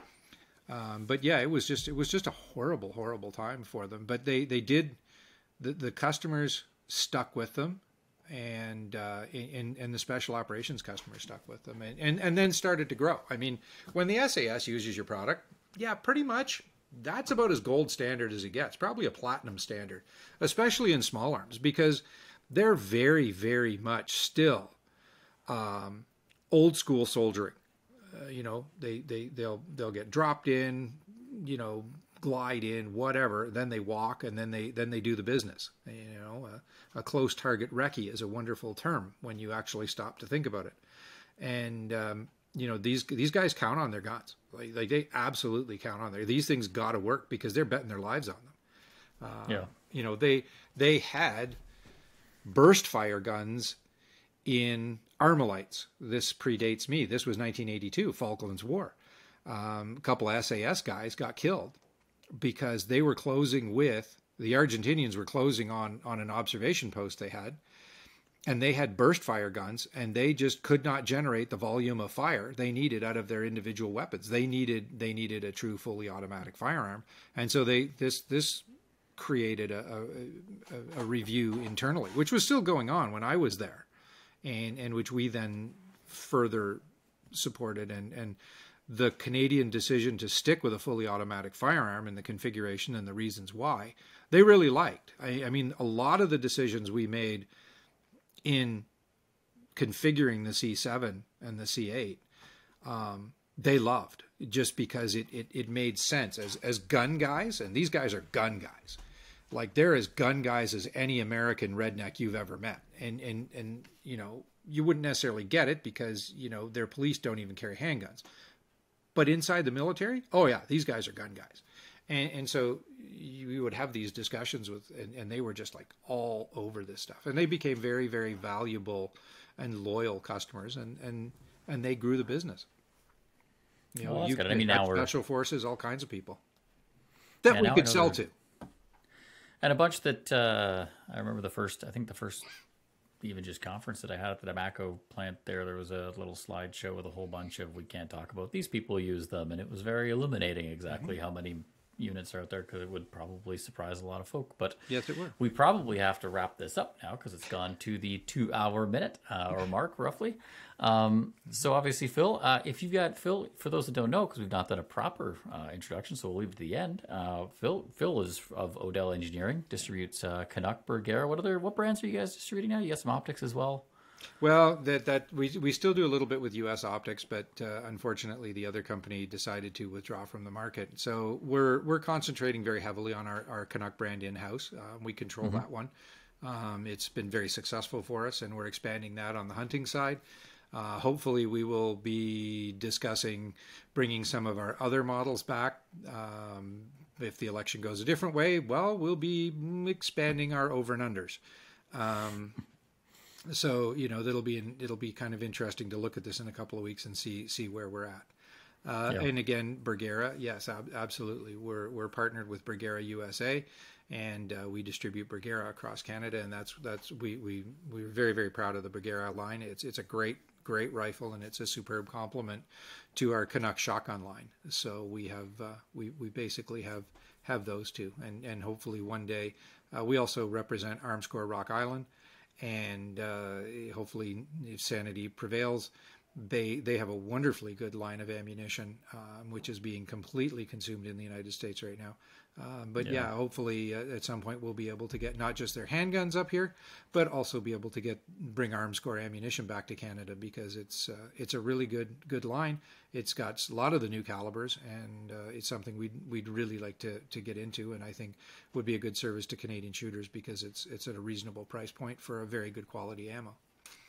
And I think, that's of all the products out there as we face uncertain futures, ammo lines are one that I think every Canadian would agree we probably need more of, because it's one of those supply lines that is so susceptible to any kind of shortage. Yeah. And with Arms Corps obviously being based out of the Philippines, the U.S. market's still a massive vacuum for anything firearms related, but nonetheless, if they're not based out of the U.S., there's a little bit of an advantage for Canada there. And those Bergera rifles I love. I've actually been looking, because my local club's been hosting more 22 precision matches. Yeah.